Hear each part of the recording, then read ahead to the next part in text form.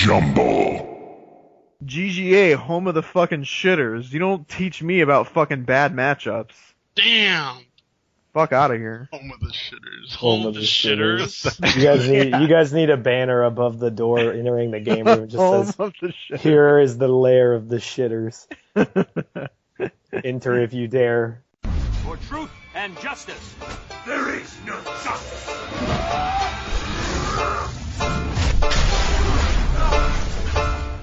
Yo, you looking for a blow up? You already know what podcast name you need to throw up. It's KTP, bitch. Well, being good is a must. And cop out opposite selects, they get stuffed. So what's up? It's 16-bit, K7 and slips, Kombat 2, man. You know what it is. Sitting high on top of the summit.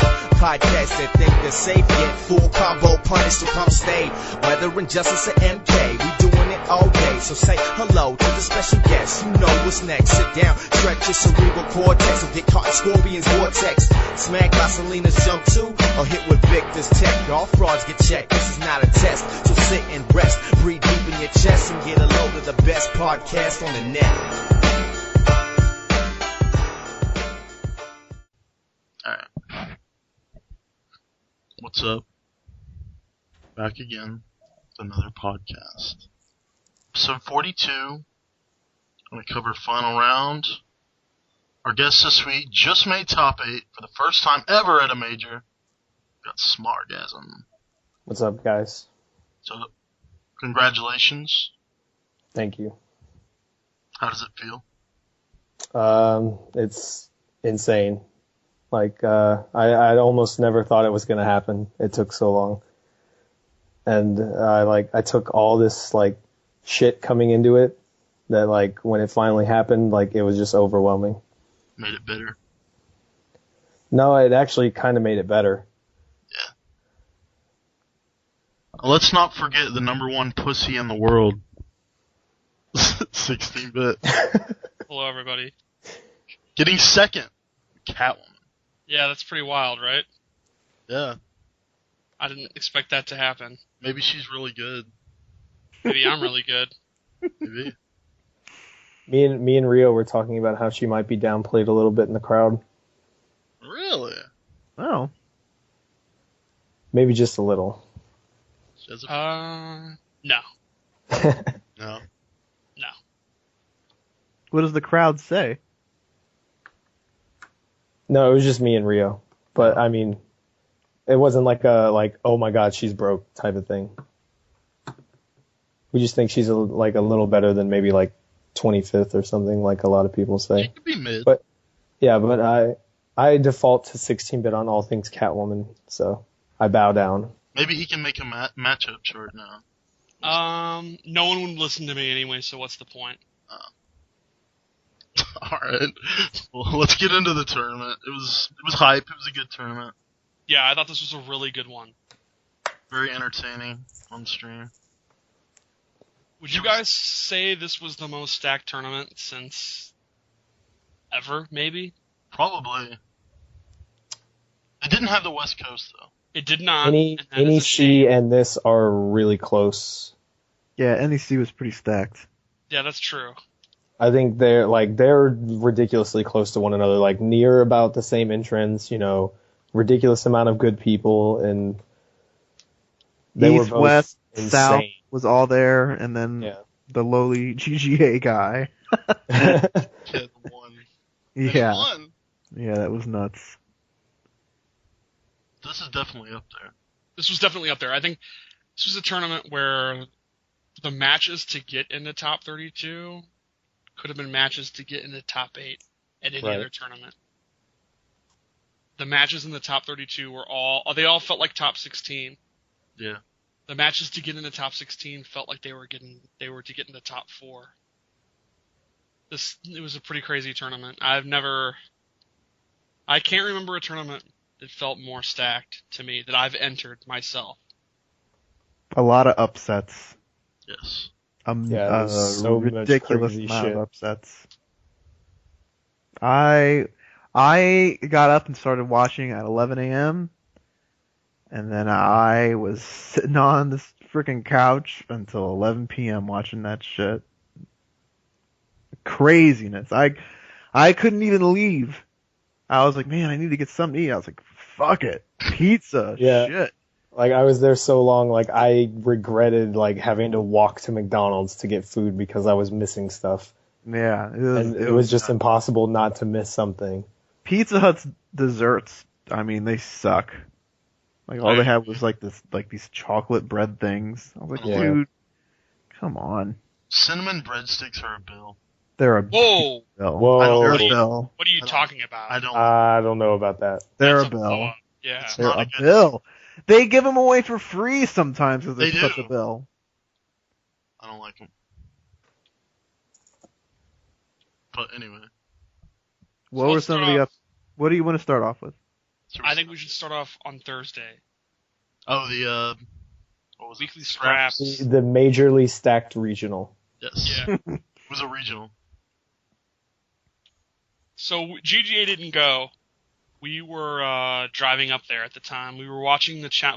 Phil kind of had it going on his phone, but it kept messing up.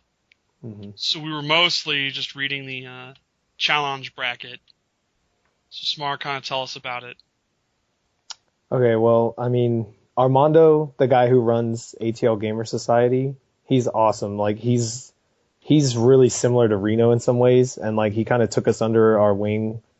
And so he came up with this plan because he likes to do things big. And so he came up with this tournament idea before final round to like get a bunch of guys to come in and like hype it up before final round. And so it ends up that night that we have players like Newbie, who's gotten top 8 at a lot of majors now. We had Forever King, who's won a major, gotten top 8 at almost everything he goes to. And PL, like, the bracket itself looked like a top 32 or like for a major. It was really weird. It did. And so like the tournament was so stacked that Saltface and Glass Sword got like 9th. Yep. So That's I mean, crazy.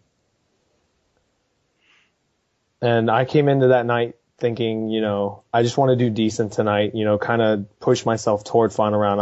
I had no idea that I had a chance to win until like I started playing.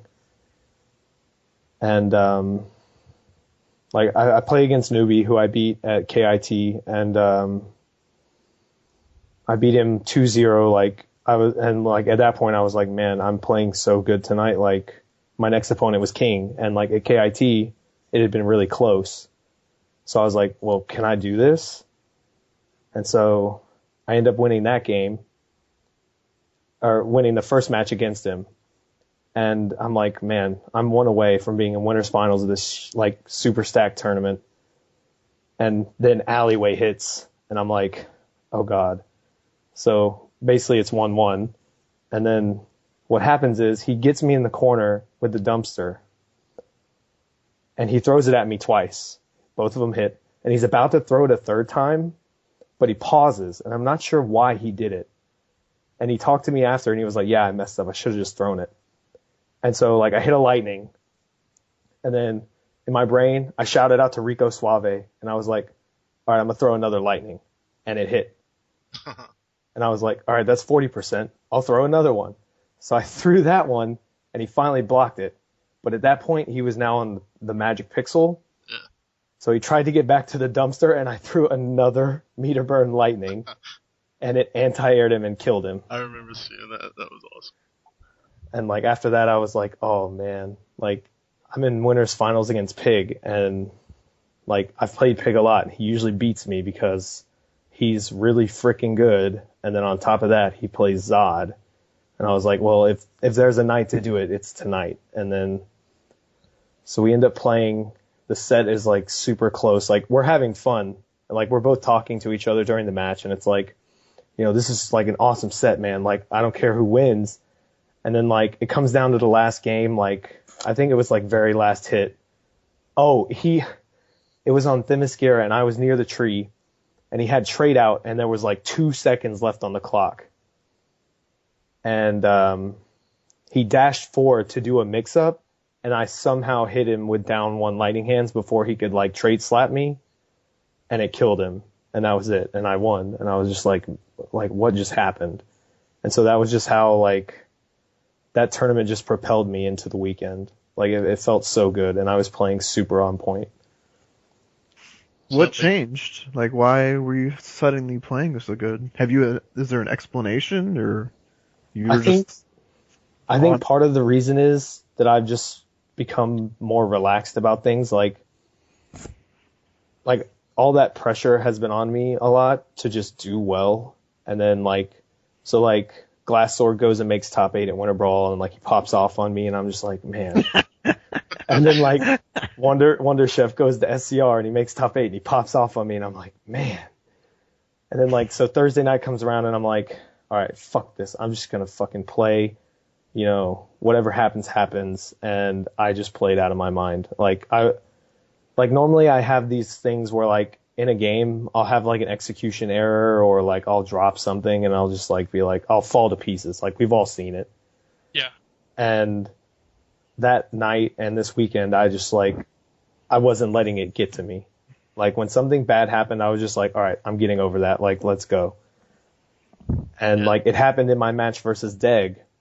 For top 16, where I hit him with a jump in and I didn't confirm it, and I got tossed out a bomb up close, and I was like, all right, I'm just gonna clash real quick, not let this get to me, and then I closed it out. So I think I just didn't get in my head as much, and I just stuck to what I knew like I was good at with Adam. Yeah, best thing to do when something like that happens is, I always tell myself, worry about it later. Like, worry about it after it's over. You can look back on it and then look back on that moment and be like, that's why I lost. But while you're playing, like, you just can't think about it. You just gotta keep going. Right. But, I mean, that Thursday tournament, a lot of stuff happened. Like, Trey Pound beat PL, which was a run back from awesome. TFC. That was huge. And then, God, there was just a lot of stuff. Like, it's so hard to remember. But I mean, like, the AK guys, we were super happy with how that Thursday tournament went, because it was us three in top 3, me, Harold, and Pig. And we were like, all right, we defended the house. Now let's like go into Saturday and do the same thing. So we were super happy going into the weekend. It felt awesome. Carl lost to Trey? Yeah, he did. Yeah. Wow. Who else did Carl lose to? Newbie. Oh, so another controversy, if people didn't watch the Thursday tournament, was that Newbie was there and he didn't have his Xbox stick with him. It was with Deg, who wasn't at the tournament yet. And so, like, all of Newbie's matches, we were just playing on this side setup that had a PS3. And that's where I played him. And then, like, after I beat him, After I beat him, he beat Saltface, and then his next opponent was PL. And PL hates PS3. We all know that. And I was like I was one of the ones that was helping run the tournament with Armando. And I was like, all right, PL, you got to play Newbie. He doesn't have an Xbox stick, so just play on PS3. And he was like, no, I refuse. I will not do it. And so we got to the point in the tournament where there was literally nothing we could do but that match. So we brought the PS3 over there to try to stream it. And Carl was like, no, I won't play on it. And I was like, dude, Newbie literally can't play on the Xbox. Can you please just play on the PS3? And he was like, no. So, like, we had to wait until Deg got there with Newbie stick, and then they played, and Newbie beat him. Wow. Oh, what a blow up. Wow. The diva. That's crazy. There's always drama if Carl loses. There was another funny joke. Like, on Friday, he walked in the building, and MK was, like, about to be going on. And he was like, I can still get in this, right? And then, like, they were like, yeah, whatever. And then, like, he looked over at the setups, and he was like, oh, that's PS3. Never mind, I don't want to play. Yeah, I just thought that was funny. also challenged Carl to a money match before the top 8, and Carl was like, hell no! Really? Yeah. An MK or just... MK. Wow. Let's just say, was this Carl's the worst weekend of his career? I think it might be. Very, Could be. very It possible. bad. really bad. I think this might be worse than MLG Columbus. It was pretty bad. I never count Carl out. He always finds some way to live, but this was bad. Poor He's Carl. kind of on blast for multiple reasons. For months now, we've heard about how Carl's like, these aren't real majors because I'm not there. Yeah, he would tweet after KIT. He tweeted out, what did he say? Like, I get mad when I see other players win majors that I know I could beat. Right. Yeah. Oh, and then during SCR, he's like, I love all these kiddie pools. Kiddie pools, yeah. The floaties. Yeah, Make poor sure you guys Carl. brought your floaties for the kiddie pools. That's awesome. Oh, man. We'll get to that blow up later on. So I guess that leads us to Friday. That's when we arrived. Okay. Yeah. We basically left Thursday night, drove all the way through the night, arrived in the afternoon, and immediately entered MK. Like, we all entered MK on no sleep, no Nothing. practice. Like, right off the van into the tournament. Basically, yeah. Like, we didn't even check into our room. We just entered MK. But you got third. Yeah, that's how brain dead Katana is. Dude, can we talk about Blake's mullet? Yeah, that thing. It's fantastic. Yeah, I don't know what the hell. I mean, he looks... You know that gif that's popular of this redneck guy with a mullet going, what the fuck? Like he's mouthing it? That's what he looks like. I love it. I think His pop off after he made top 8. And then the he thread. beat Shiva. And yeah, then the he thread. barely beats Shiva. And, yeah, mission accomplished! Oh my god. He was excited. Yeah, and then after he makes a thread, just like getting on his knees apologizing to Jeremiah. Was Jeremiah mad? No, he was laughing. Like he thought it was funny. Jeremiah was happy with how he played. He sent him to losers, I think. He did. Jeremiah actually sent him to losers. Oh, really? He got the run back. Wow. But then you popped off on him when you beat him. Yeah, I couldn't help myself. I thought it'd be funny. That was awesome. Has anyone popped off on you that's made you super pissed? Like, what's the most pissed off you've been when someone popped off on you? I don't know. I usually think the theatrics are funny. No one's pissed you off when they pop off on you? If they have, I can't remember. Can you think of one when I've been mad? Who's really popped off on you? Like, Yeah, no one ever does, which is weird. Remember when Flo beat you and someone said download complete? Oh, that was Dizzy. Are you Yeah. serious? Yeah, Flo won a tournament. Yeah, Flo won a tournament match against me, and I could hear Dizzy on commentary say "download complete," and then when I ran it back and bodied him, I counter popped off. I was like, "Download complete, get the fuck out of here!" And Flo was like, "I don't play this game anymore." I was really confused. Yeah, That's you're right. awesome. But that wasn't Flo popping off. That was just a commentary thing. Wow. So your own roommate. At the time, he wasn't, but yeah. Download complete. Yeah, download complete. That's I'm pretty typical sure I Stream made Monster Flo thing to with- say. Yeah, I'm almost positive I made Flo quit the game. I don't think he played it after that. Like he was No, he just played at retired UFGT. He played at UFGT the next That was week. that weekend.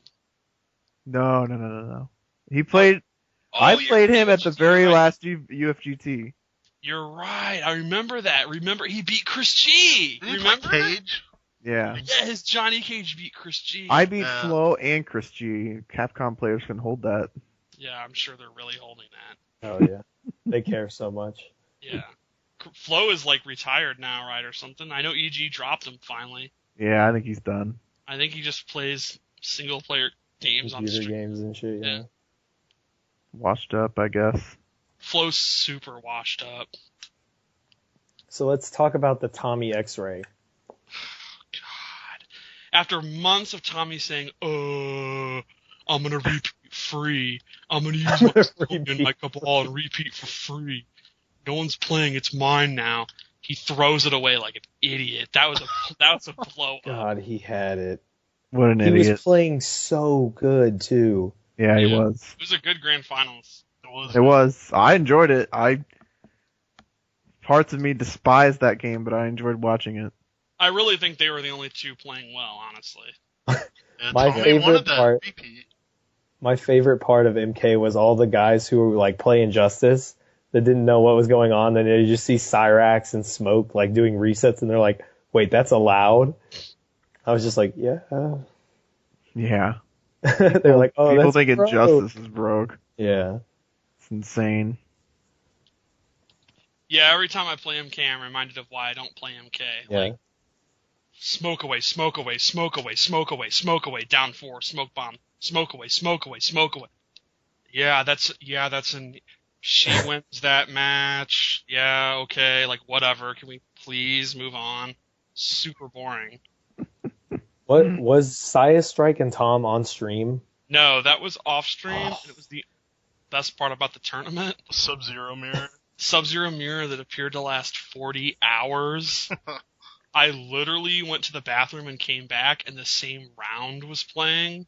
Jeez. It had 5 It was a 2 out of 3 set that had 5 rounds of timeout. Wow. Yeah. Jesus. Great game.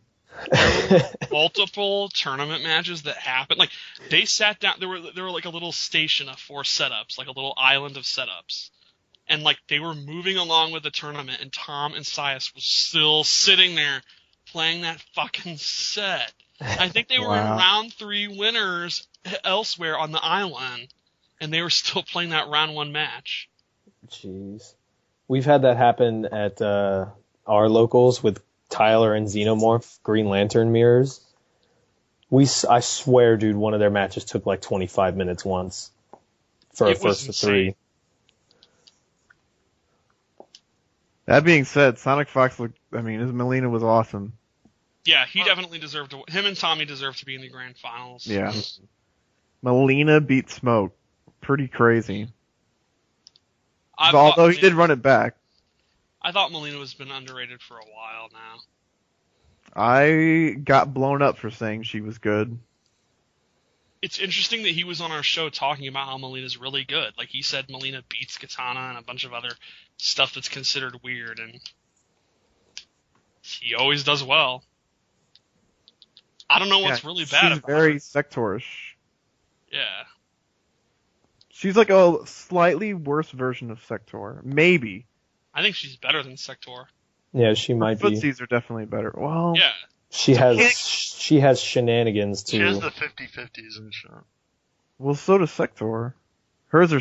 Well, She's better than Her down 4 is also ridiculous. Melina doesn't have flamethrower. Yeah, But she has down 4. But she has down 4. It's tough. I don't know. I mean, Sector gets a full combo whenever he gets a teleport. But her teleport's not as punishable. Man, I don't know. It's close. They're in that just out of top, like. Yeah. It's hard to say who's better between the two. They're so similar. I thought Sonic Fox had a really interesting style too. Like, I think he was playing against Newbie at one point, and like, if he saw him jump at him, if he couldn't anti a roll, he would roll anyway, and he'd be full screen, start jumping back again. Like, he had some really like interesting stuff that he was doing that worked really well. Roll to get out of the way and shit. Yeah. That was a great set because he understood the problem that Cyrax has. Because he just kept backing up. Yeah, like he was backdashing a ton. Yeah. And part of the reason Cyrax doesn't have as much success as he should, because he does obscene amounts of damage, is his dash is terrible. His dash, as a Scorpion player, I really understood, why Cyrax has kind of struggled, because the matchups where he has to actually, close the gap and stop people from running is fucking hard, because he can't make up any ground. You can just back up, and you can just see when the spacing is perfect to, outspace him and avoid his down 4. Once he gets in range, you can jump back again, and so he played that very, very well. It was smart. He really understood. That's why Katana beats, or at least goes even with Cyrax. That's why Cabal always gives him problems. Just if you can run away from Cyrax, you're in good shape. His dash sucks. Alright, let's get into Injustice. What was some of the early matches that were really good? Katana Prime beating Carl. I didn't see it. That was round 1, right? Yeah, that was round 1 of the tournament. Was that? Yeah. Katana Prime always has like a huge ups. Always gets like a great scalp every tournament. Yeah. Yeah, like he can't. He be playing to win at KIT. Yeah, like he can't piece it together and get a top 8. He can beat just about anyone, and then he gets 17th and dies. Right. They'll probably have a breakthrough soon. He's going to a lot of tournaments. He got a really good scalp at a NEC too. I'm trying to remember who it was. He was really close to beat Slayer 2-1. Like, it was last hit. Oh, yeah, he choked. He is my pick for the next guy to get top 8 and break out. Yeah. Definitely. I could see it. Yeah, He's super good. That makes sense. He's a good pick.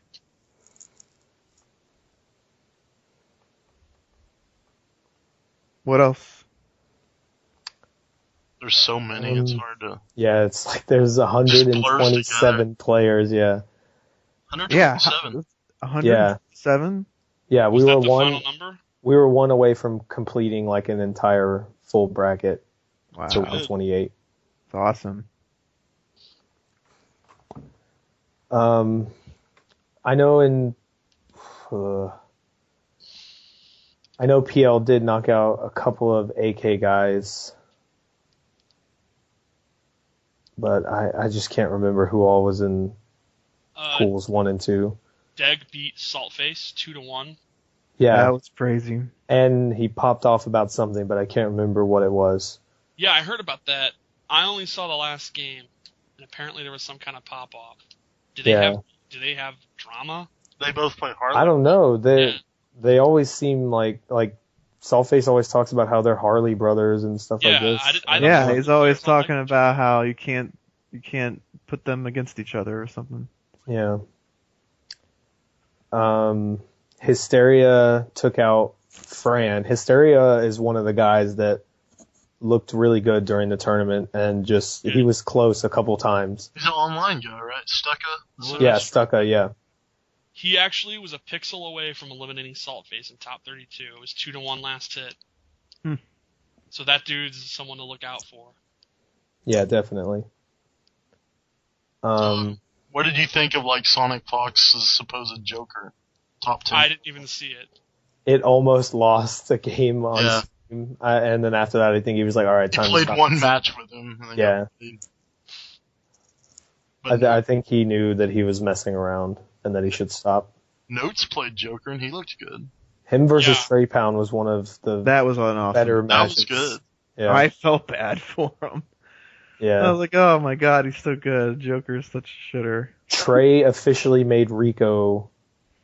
Well, alright, Trey officially became Rico's master.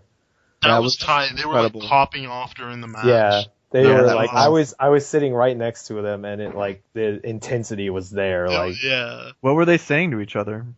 All right, after the first match, Trey won, and he jumped up out of his chair because it was a last hit thing. He was like, "Oh Let's go. Wasn't that the multiple dive kick thing?" Yeah, I think so.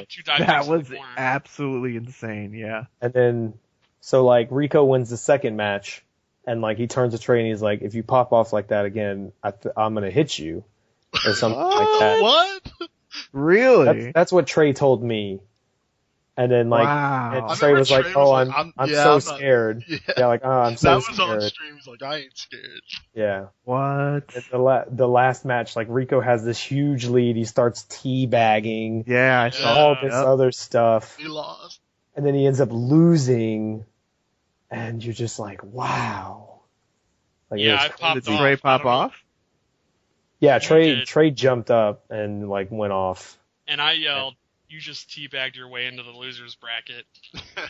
Wow. He said he was gonna physically assault that man if he popped off. Wow. And he still did. Yeah, he still did it.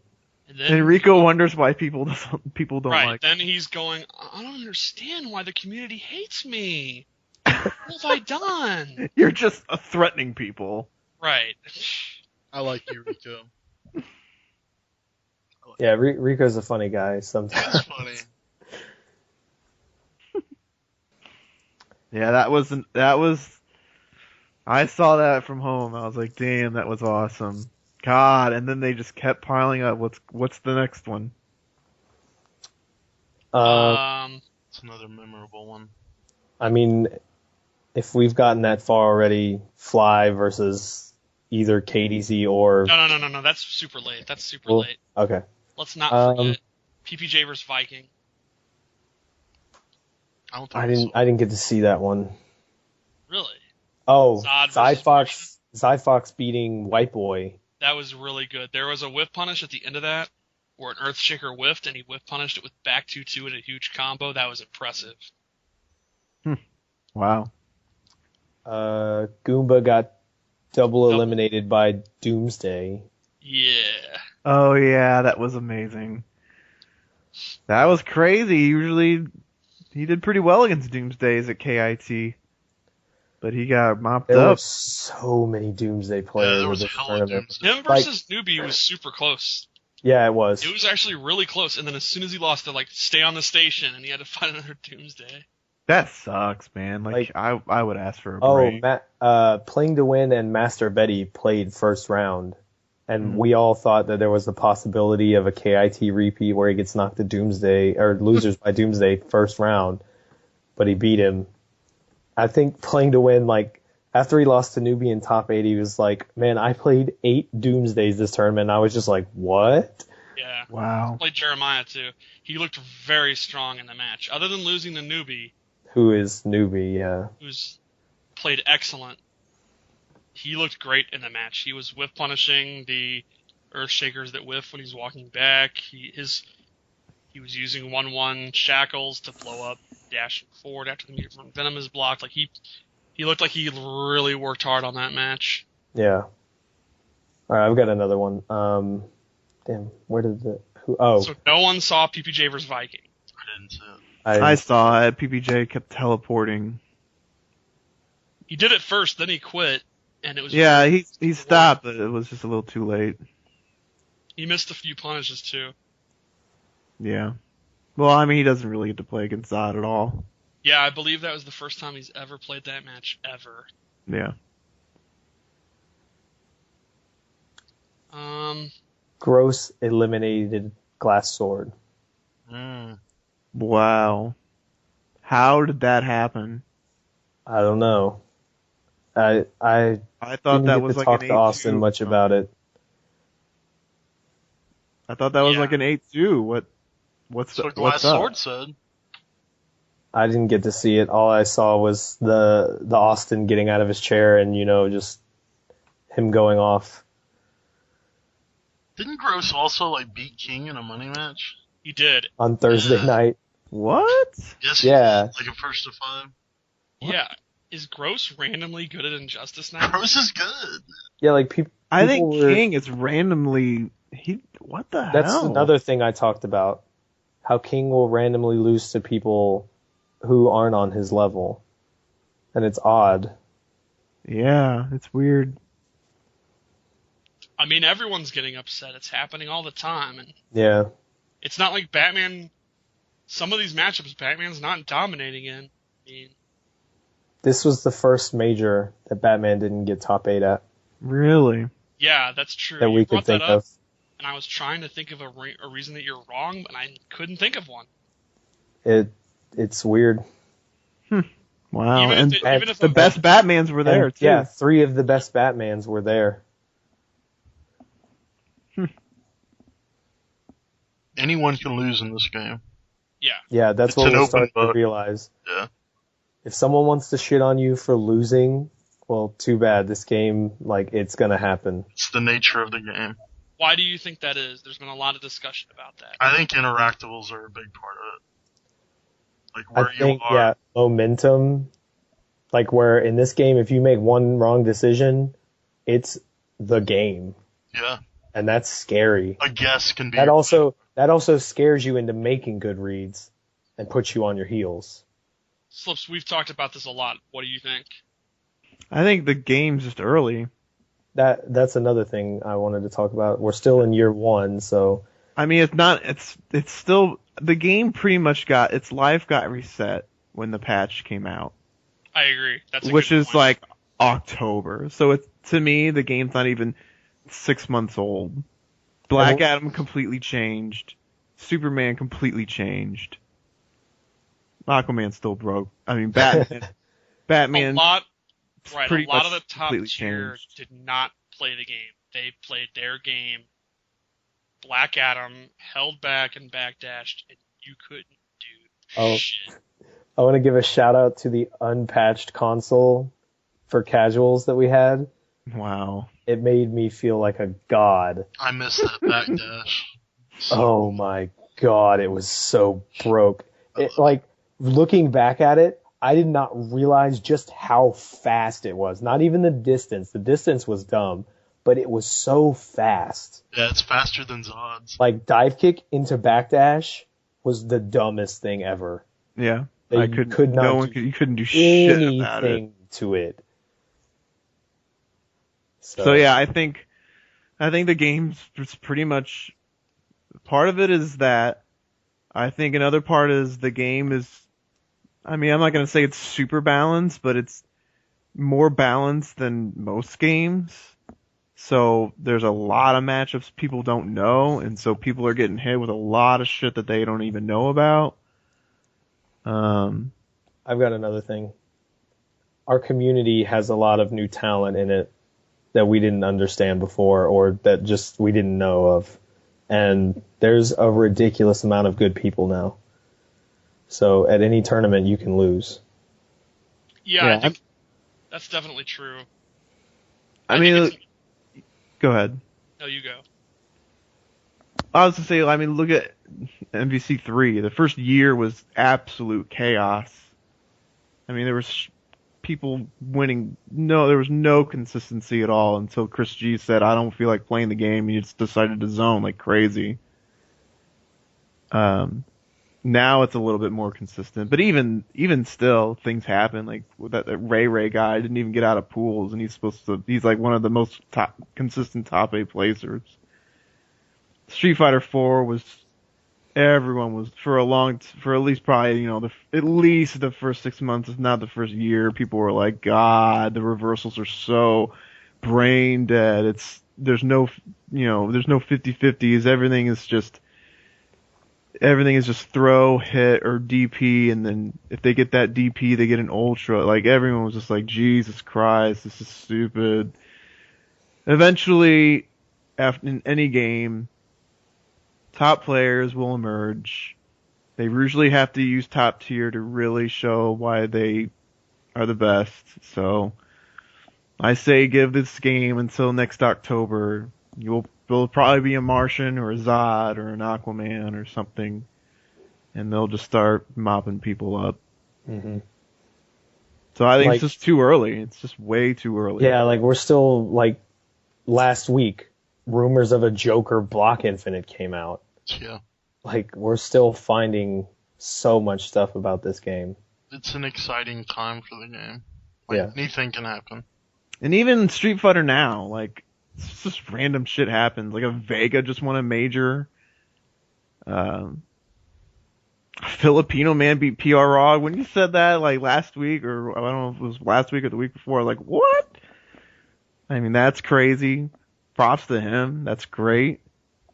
Ryan Hart just won final round. What the beat infiltrate? Like, what? I mean, he's good, but what? Crazy shit happens all the time. Don't you think it's part of the nature of the game, though? Like, people are pointing out, like, the offense in the game is ridiculous. Momentum is ridiculous. There's no round system. Like, that has to play a part. I think it does. I think it's very easy to get overwhelmed in this game. I Like, think momentum is one of the, it's probably one of the most deciding factors in this game. Things go downhill. Watching you versus KI Harold, is like that, but KI is pretty consistent, right? But there's momentum shifting you things have constant that happen a lot. breakers. Yeah. And shit.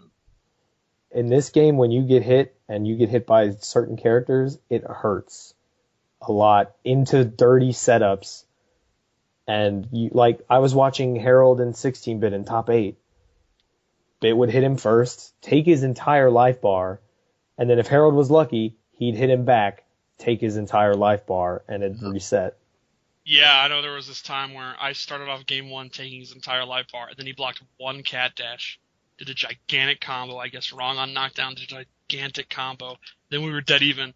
Then I knocked him down, he did a wake-up attack. He knocked me down, I did a wake-up attack. And, like, we were literally just going back and forth. Also, I mean, we've talked before about how movement in the game affects the game. Like, so it's pretty easy to get a big lead, and then you start holding back and just turtling, and you have to take a risk to get in, and it can all go downhill super fast. I think people are getting better at it, but Yeah, that's true. usually the one that has to go in has the harder time. Yeah. I think the matchup knowledge thing is huge. Like, in MK, we've said it a million times, the superior player could just out-footsie the inferior player, and they never even get in. So, as a katana main, I didn't need to learn the striker matchup super in depth. That dude just wasn't gonna get in. Like, he zones me out his fucking guns, it's whatever. Then you get in footsie range and striker just has nothing. In this game, I played Sub-Zero Smoke Rain first round of the tournament, Shazam player. And he's not bad at all. He's a pretty decent player. And if I didn't know the Shazam match in depth, he took me to red bar. Like, I beat him 2-0, but it was red bar both games. If I didn't know Shazam in depth, that I didn't play Heroic Legacy and PPJ, he would have had a great chance to send me to losers first round of the tournament. Definitely. He definitely could have. If I wasn't a little bit better than him, he did some really, like, I remember at the beginning of the game, I did a low whip, he blocked it, and he punished it with command grab. And that's like half life. And then I did a wake-up attack, and he did meter burn forward 3 to beat my wake-up attack. And that was it. I made a comeback, and I ended up winning. But if I didn't know how to deal with his shenanigans, I probably would have been done in round 1. And someone like that could easily upset a top player, which is what we're seeing every tournament. Yeah. Fucking knows the Shazam matchup. Luckily, I do. Luckily, I do. But if it hadn't been me, he could have upset someone. Yeah, and the oddball characters in this game aren't just like the retardedly bad shitters that they were in MK. In this game, if you're a shitter, you still have dirt. And I do it too. My path here was a lot of that. Second round I played Gross, Green Lantern. We just said the dude's leveled up. He beat Austin. Like, he's definitely good, but some of my Oki setups against Green Lantern, he had no. I took his entire life bar in game 1, just doing 1-2-2 cross up setup that I do, and he didn't know about it, so it hit him 3 times before he adjusted. That was a whole bar that he basically gave up game 1 because of one gimmick. Because I know Catwoman vs. Green Lantern far more than he would. Then he kept following me around asking for money match. Money match? Money match? Catwoman, money match! Sunday after the team tournament, I'm like sitting in my chair, like falling asleep because I'm so tired. And he walks up to me like, my converters and pad is not in my hand. Like, I don't have a controller or anything. And he just goes, you want to play for money? And I was just like, dude, just leave me alone. Yeah. That must be part of their culture. Yeah. I mean, I think it is, because I think down there, to get respect, you have to just money match and beat everybody all the time. Yeah, I think the character diversity really saves this game. Like, MK was beautiful because of the movement. Like, if you, like, I mean, 16-bits just pretty much said it. Like, if you have superior movement, you will win. You barely need to know the matchup at all. Mm-hmm.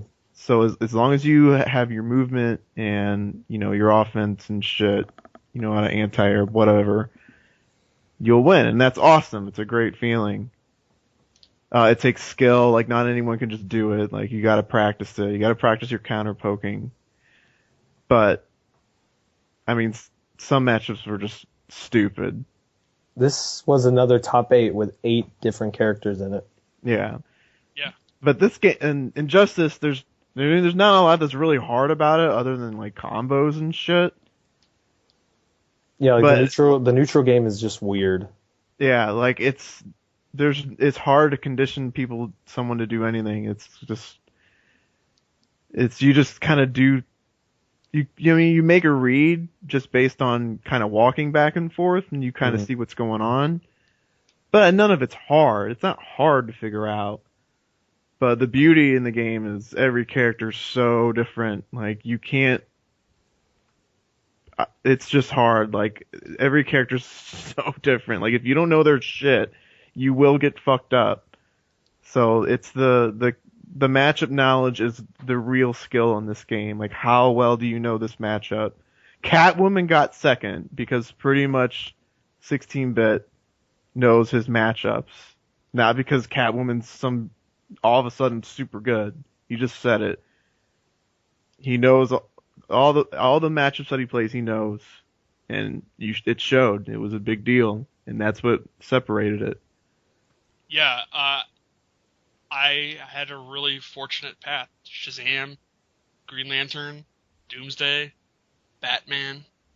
It was all matchups that I know really well. And the one match I lost was the match that I really haven't played.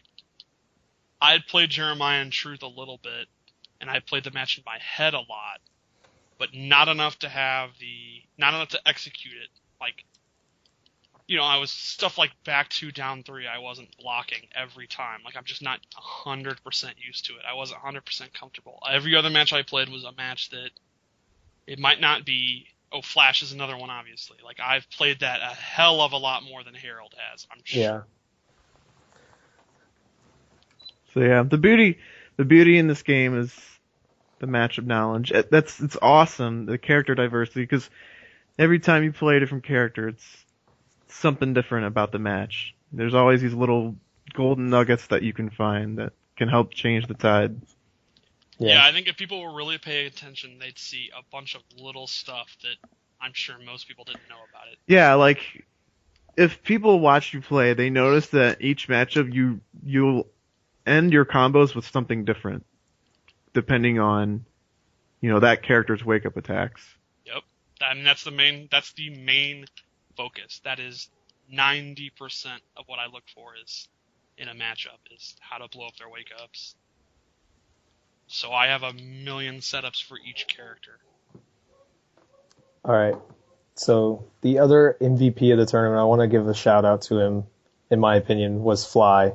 He shook up that tournament harder than I think anyone else did there.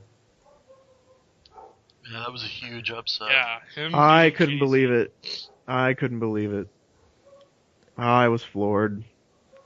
We all, I bet you when Fly was playing, he was like, wait, what am I doing right now? Like, I wasn't super surprised when he beat KDZ's Wonder Woman. Yeah. I was just like, wow, he probably fluked that one out. And then KDZ went to Superman. And I was like, KDZ will probably win, but maybe he can fluke out Superman too. And he did. I was like, oh my god, I can't believe what I just saw. That looks like a tough match too. oh yeah, That's gotta be Nightwing players are always like, man, Superman.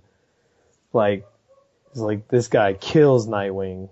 And Fly just did it. And people will talk about how, KDZ doesn't play the match right, but still, that's a scout. Well, that's matchup knowledge. That's the skill of the game is matchup knowledge, and if you don't know the matchup, you can lose. If Superman can lose to a Nightwing. Yep. Or a Batman can lose to a Nightwing. That match. Yeah. That entire was match. insane. I was just like Fly was just doing all this crazy stuff, just jump 3 wingdings and all this crazy stuff, and King just didn't know what to do. He had no plan to deal with it. It seemed like King kept going in. And I was just like, why is he going in? You outzone him hard. Yeah, I think that's why the game plan in that matchup is when he's in his Screama, you throw stuff at him. And when he switches the staff, then you're like, all right, I can go in. Because it's hard to deal with staff pound, I think. I think Batman players talk about it. Is that in the zoning war, if Nightwing isn't staff, it is difficult.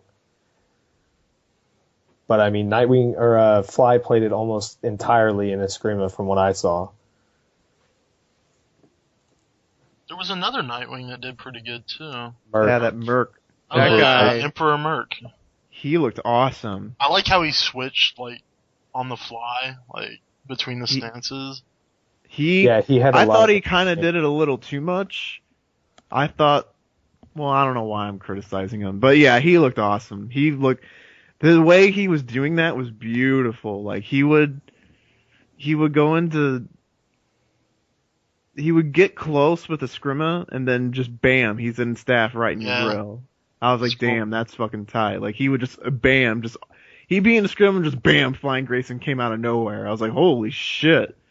I was like, that is tight. I was like, that's brilliant. And I was like, I never think about that. Cause Go ahead. To me, like a scrimma is the stance you run away with, and staff is what you rush down with. And part of the problem with staff is when you get out zoned, he has a hard time getting in. So you got to use a scrimma.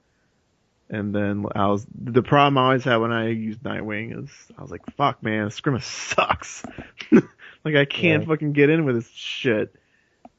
But like that was pretty brilliant. And then when he was fighting, who was it? Was it Playing to Win? He was fighting some Sinestro. I think it was RTD. Oh, Yeah, it was RTD. That was awesome. Like he played really well in he that. was out zoning Sinestro with Nightwing. Yeah, he was. That was so fucking cool, man. He looked awesome. I learned a lot just watching him. So maybe Nightwing is good. Oh, you think? He's definitely better than people think. Don't get me started. Oh, I and was then- so happy when I think a fly hit KDZ with the overhead. I was like, oh shit. And KDZ's one of the guys that talks about his reactions the most. Yeah. The stream went crazy for that. Yeah. Let's also talk about the thread that came out of that. The infighting with the Nightwing. That was a lot of drama. Insane. What? I didn't read it, but I saw it was getting a lot of posts. What It was was going on? Sajam and Fly having drama, pretty much. Yeah. Basically. And then like Filipino Man jumped in on Sajam's side, and then like the other Nightwing players were just like, I don't know what to say, and then like I don't know. What were they saying? What's going on? They were being dicks. Yeah. They were Who like was being oh, dicks to who? I need context. Okay, it was like No, you. it was like a congratulations thread. Right. and then And the guy made the mistake of being like, oh, now you're the Nightwing of America, and you know how everyone just gets all butthurt when that comes out. So then, Yeah, basically anytime Nightwing does well, it's because no one knows they the all match. just have a shitstorm. Yeah. Didn't King beat Sajam at SCR? Nubcakes did. I don't know. Nubcakes. Okay. Yeah. And like, so Fly just makes this thread, like just talking all of this shit, like super sarcastic, which I thought was awesome. And then like from there it just went downhill and all this stuff. So Yeah. I don't know. I thought Pretty it crazy. was They're all awesome. dicks. Yeah, basically. But it was cool to see. I don't mess with the Nightwing community anymore. They're insane. Yeah, you got your taste of them. They're They're fanatics. Yeah, I mean, I don't know how Fly did it, but it was awesome. What's some more? So I just wanted to give him a shout. Yeah, that was great. That was awesome. Shazam, who was mopping people up. Digit? Digit, yeah, he looked really Digit's good. tight. Digit is so good. Who did he lose to? I was rooting for him. He lost to Gross, and then in losers, who eliminated him? He lost to Gross in winners because I played the winner, and I was sitting there hoping that Gross would win because I didn't want to play Digit. I think we got it down to where it was. Oh, I can't remember. It might have been Rasan. No, because Rasan beat Trey. Was it? Who was it? Was it That must be Orochi? Was it Orochi? It might have been. Might have been. That's Either a way- shame if that's the case, because that's a really bad match. That is like a 7-3 match, probably. Gross versus Digit came down to the last hit. Gross won, and then he ran it back and beat Gross in losers, and then whoever beat him, presumably Orochi, yeah. Got double eliminated from Green Like Lantern. Green Lantern, yeah. He's awesome. I played him at SCR a bunch. We were going dead even. He could have easily beat me in tournament. I was like, what is this shit he's doing? It's crazy. He's also a guy that I think, given the right path, could easily blow through a bracket, no problem. Yeah, getting 2 Green Lanterns, 2 good ones at that, that's a shit draw. Yeah, I've told him, keep traveling, keep it up. He's gonna blow up someone good. He's gonna he's gonna randomly show up at Evo and beat some random, like Theo or something. Everyone will be like, what the fuck He is could be in going the top on? 8 easily. He'll definitely upset someone super good, and we'll all be like, what the hell is this? He's awesome. It could have been me. After we played at SCR, when I saw he was going to be in my pool, I did a lot more research on that. I played with PPJ and shit like that. Luckily for me, Gross beat him. Digit is my son. I am his father. Digit. I bit you, Shazam. Bit him in the casual. Oh, so Didn't That's- Gross like walk in on Pig doing that voice? yeah, he Was he did. offended? I don't think he... I don't know if he heard it in time, Probably didn't know it was him. but yeah, like we were there Thursday, like nobody even knew he was coming to the tournament. That was the thing. We talked about this. Nobody knew he was coming to the tournament, and then Pig is doing that voice, and Gross walks in, and we're just like, no, what? That's Like, Wow. he was like, man, if I say his name in the mirror 3 times a night, he's gonna just pop up. I loved when Pig beat him at in MK? Trigger the Yeah. pop off. Yeah, Yeah, that was get tight. the fuck out of my pool. Oh yeah, that was That was awesome. so Because good. I don't there was think a the stream saw it. controversy. Yeah. Yeah, we'll talk about the I saw that. But later, like a few minutes later, he went, Big of Hut, I beat you in the casual, and I just beat you in tournament! It's awesome. That's That awesome. was actually something we didn't talk about. What was up with the pools in MK? I think we should save all of the Yeah. stuff for after we're done. We'll recapping. get to it. There's a Okay. There's a storm coming. Yeah. So yeah, Shazam, Green Lantern sucks. I don't think there's anything Shazam can do that's safe. He can always punish the torpedo, the M Bison thing. Yeah. Yeah, if he backdashes back 1-3, he gets nothing for free. It's a tough match. And it's not like, I mean, on Knockdown, Lantern has only lift, but I mean, it'll do what it needs to do. Yeah. So- I don't know how he can't get in without huge risk. It's a tough match. Did anyone see Fred Marvel's wake up tier chart? Oh, yeah. Black Adam was like C tier. I was like, yeah. I don't know if Fred Mulver's trolling if he just doesn't understand I fighting. think he was serious. Like a couple posts Well, out. I it's think like, oh, this was it was- invincible. Yeah. That was the one thing he was like, does Heat Zap have invincibility? And I was like, why did you make this thread? His logic that Green Lantern's wake up sucks is because His, bait it by blocking it or jumping it. yeah. Jumping in. And even jumping it doesn't work half the time because its hitbox is stupid. I mean, But like his main criteria was the number of wake ups they have that are okay. Like Superman and Flash, just because they had like 3 different wake up attacks, were like number 1 and 2. I don't know why this has to be explained, but if your wake up attack combos and you have to respect Might be the good. opponent, and an opponent has to stop what they're doing to blow it up, it's not bad. Yeah, like I'm scared to do Oki on Green Lantern because Right. he's gonna You do a see it lift and he's gonna constantly. vortex me. We see it constantly where, well, it's punishable. Just bait it. It's not that good. It's a read. I don't even want to. It's so. I don't want to talk about it either. It's just stupid. If you So- can't understand the importance of We're your stealing. wake up attack being punishable, then just get the fuck out. Like you just flat out don't understand fighting games. Like I'm sorry you got knocked on the ground and you gotta have to. Yes. The fact that you even have an option, you should be thankful for. So we're A stealing. lot of fighting games you don't. We are stealing another show's gimmick. Fred Marvel, you are the fool of the week. As a All right. I've got Another big another one thing. was Orochi versus Pig. I thought Yeah. that was one of That my was favorite awesome. matches. Me and Bit commentated that match, and Orochi That looked so That was good. insane. That's a hard matchup for Green Lantern. I thought both guys were playing really well. It was awesome. That was craziness. It came down to reads, and Orochi just had some of the best ones I've seen, like in Injustice. It was ridiculous. Like, like almost every backdash that wasn't like to get out of something that Orochi was already occupied with was hit with a missile. Yeah, that was. It was I love the way you. Ridiculous. He limited Zod's movement in a way that I haven't seen anyone do. Yeah. That's another case of knowing your matchups to make shit look good, to make it.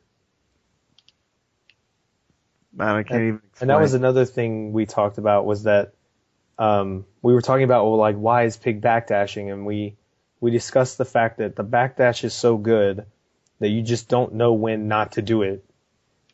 And Orochi was blowing it up. Like, he was just on point. Like, it was ridiculous. He's awesome. Yeah, I thought he looked good all weekend. I was super impressed He's by his legit. play. Another online warrior. And he ended up, He's not just an online warrior. He goes to top of the food chain. Yeah, one of he's- the Blackula guys. He plays online a lot, though. Yeah, he but I'm just eliminated Rasan as well. saying- Yeah, he beat two Zods. Beat two Zods That's and tough. got into top 8. Wow, that's He also crazy. Impressive. eliminated White Boy. He had a very good weekend. Wow,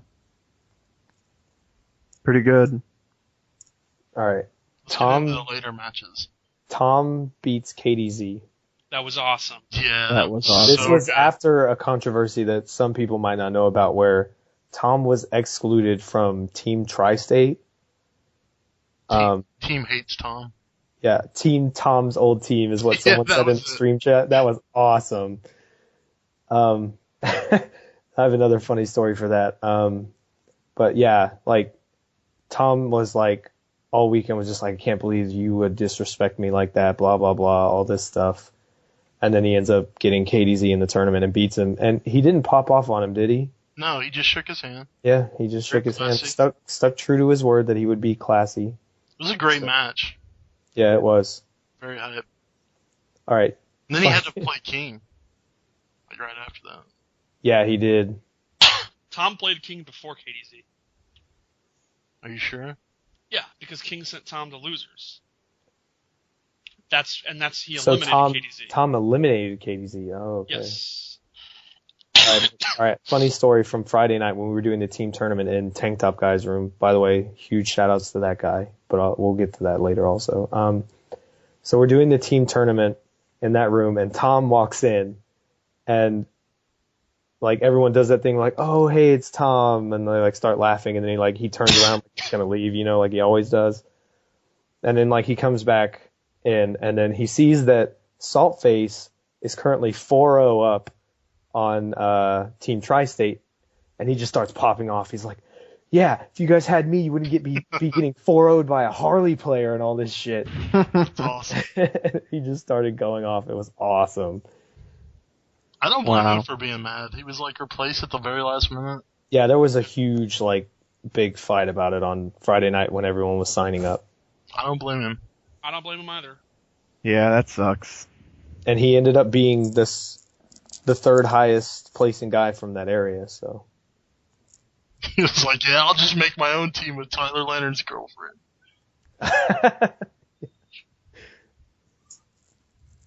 What else?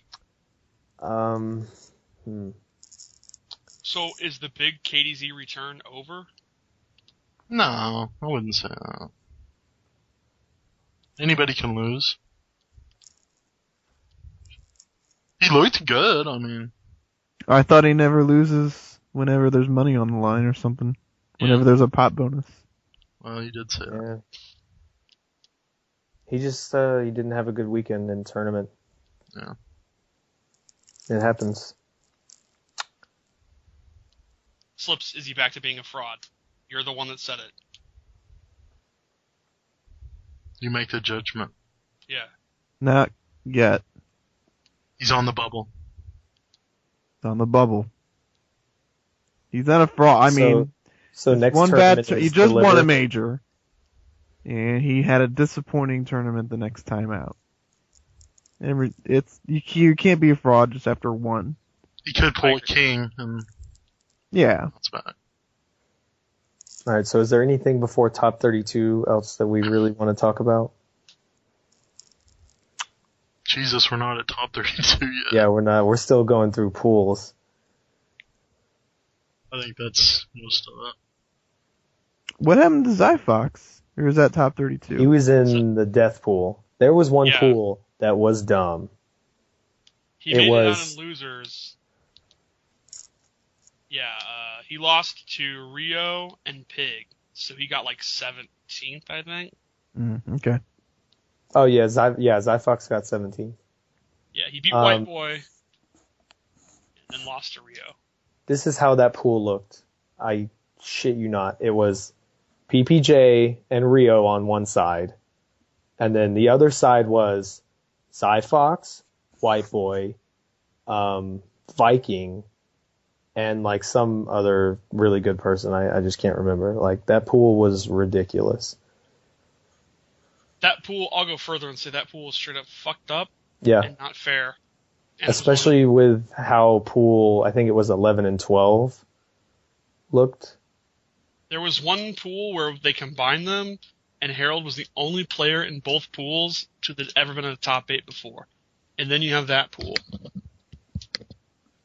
And I just didn't understand how it got like that because Viking was Newbie in that pool too?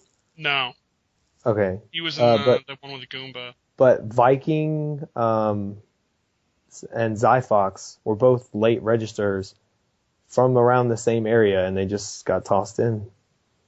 So that pool was messed up. Yeah, I think it's time to finally talk about this. Let's not stand on ceremony here. This tournament fucking sucked. This tournament fucking sucked. The organization. Yeah, the tournament itself, like the hype and the matches and stuff were good, Great, but a lot of the other Let's stuff get was into it. Like, it was sold on the fact that if you don't pre-register, you're in your own pool, right? it was sold on the fact that if you didn't pre-register, you were in your own pool, and you'd be playing other people that didn't pre-register first round of the tournament. It was sold on that. Pig put his reputation on the line, and we have never had an explanation for why that did not happen. And I'm going to go ahead and say GGA will not attend another Combat Network or Shin Blanca tournament until we get explanations for why things like that didn't happen. We drove 14 hours. We took days off from work. We spent a lot of money on something that was promised. It was not delivered. And they need to acknowledge that instead of closing the thread on TYM. Here we go. Let's get into it. KN has continuously failed at these tournaments. Streams have failed. Organization has failed. Pools run late. They're nice guys, but we are choosing not to attend their tournaments anymore. This tournament was not fun. I gained almost, other than doing well, I gained nothing from it. I got in almost no casuals. Everyone you talked to told me to please speak up, so I'm going to. I don't know of anyone that liked this tournament. This tournament was inexcusable, and there needs to be explanations. And let's start with that. I want to know who made the decision to not have those death pools, and I want to know why. I want to know. I don't care about running UMK3 in 2007. That doesn't fly anymore. Like, I don't care about how good Fanaran was last year or whatever. I don't know who made that call. We need to know if it was Shock, if it was one of the staff guys, if it was this Steve Barks or Bob Barks or whatever. Steve, what is that guy's name? Bob Smack. Bob Smack. I don't know if it was him. I don't know if it was Shin Blanca. I don't know if it was Big E. Whoever made that decision, we need to know. We have a right to know. We were promised that. We paid $50 to get in there. We drove up there. Who made that decision? Why was something that was sold to us, why was it not delivered? This is a product. They are not in. I don't want to hear, you don't know what we do for you, all that stuff. I don't care. Whoever was, we need to know. And if not, I think people should choose not to attend the tournaments run by these organizations. It's as simple as that. I don't want to hear that we don't have the right to know who we're playing. If that's your personal opinion that pools should be released early, that's fine. We can talk about that in another context. We can't talk about it here. That is what is expected of a modern tournament. I don't know what tournaments now don't release pools early. That is common. That is not the future. That is now. That is modern day tournaments. It's been that way for years. That's been the standard for 2 or 3 years now. That is what we signed up for. We went there because of that. That is part of the tournament experience now. I think that should be a benefit of pre-registering. Right.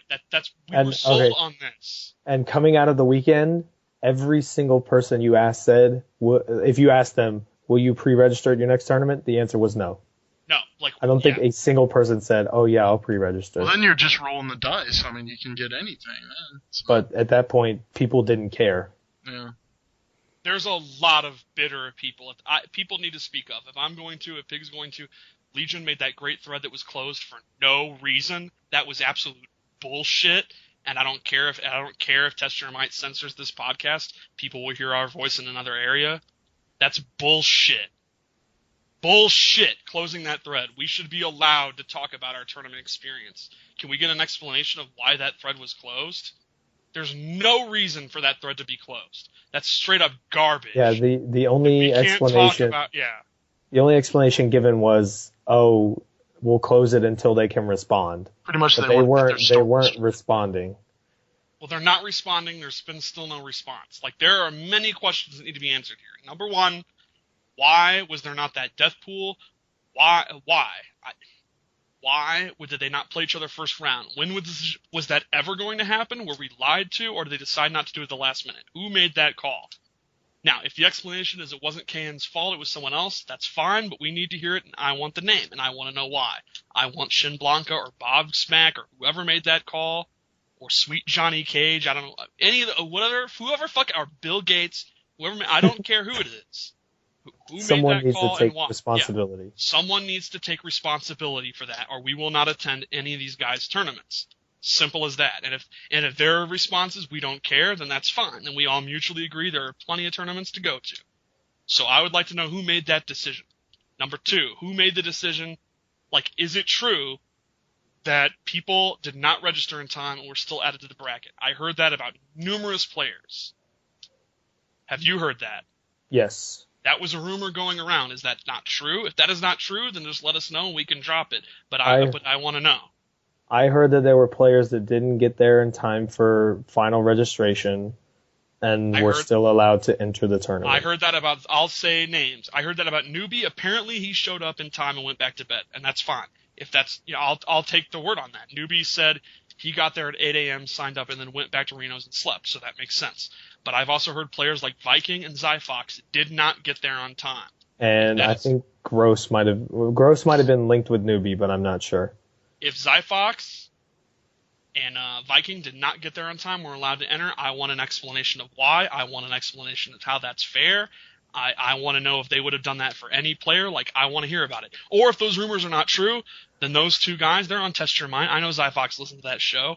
If you let us know what the truth is. Dispel the rumor. Right. Maybe this is bad information, and we'll just let that go. But I'd like to know an answer. And if it is true, I'd really like an explanation of why that was allowed. Because that's bullshit. I hope we're wrong I hope those rumors aren't true. And this is the problem with closing the thread. These rumors are out there, people are talking, and if you're going to sweep this under the rug, people are going to be pissed. So we just need to know the truth.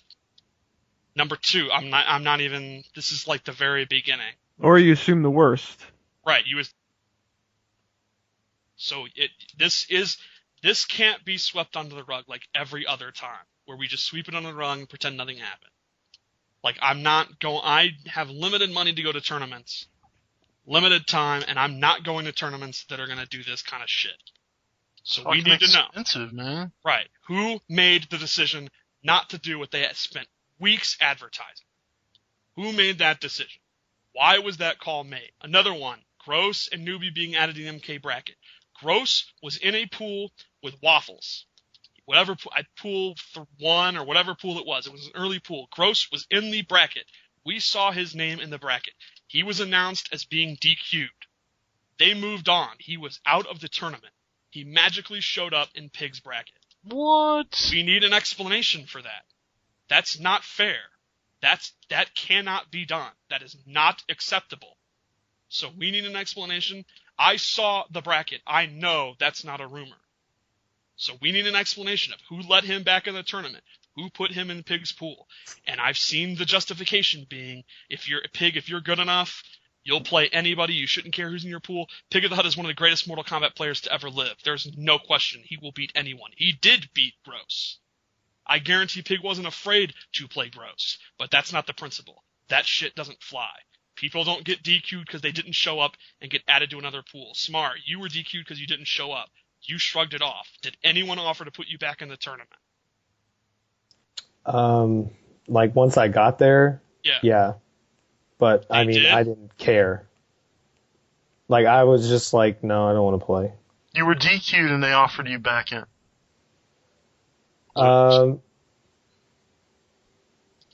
Yeah, someone who was running MK was like, oh, you missed your pool, and I was like, I don't care. And they were like, well, do you want me to throw you in the other one? And I was like, no. What? Who was that? Who did it? I don't know. It was one of the guys running MK. Well, I would like to know who did this and why. I've never been to a tournament where that should fly. There were people running MK that I didn't recognize. Like outside of our community? Yeah. Like one of the wasn't the original thing with Gross getting moved by someone who was, I think it was just someone who wasn't in the community. But still it was fucked up.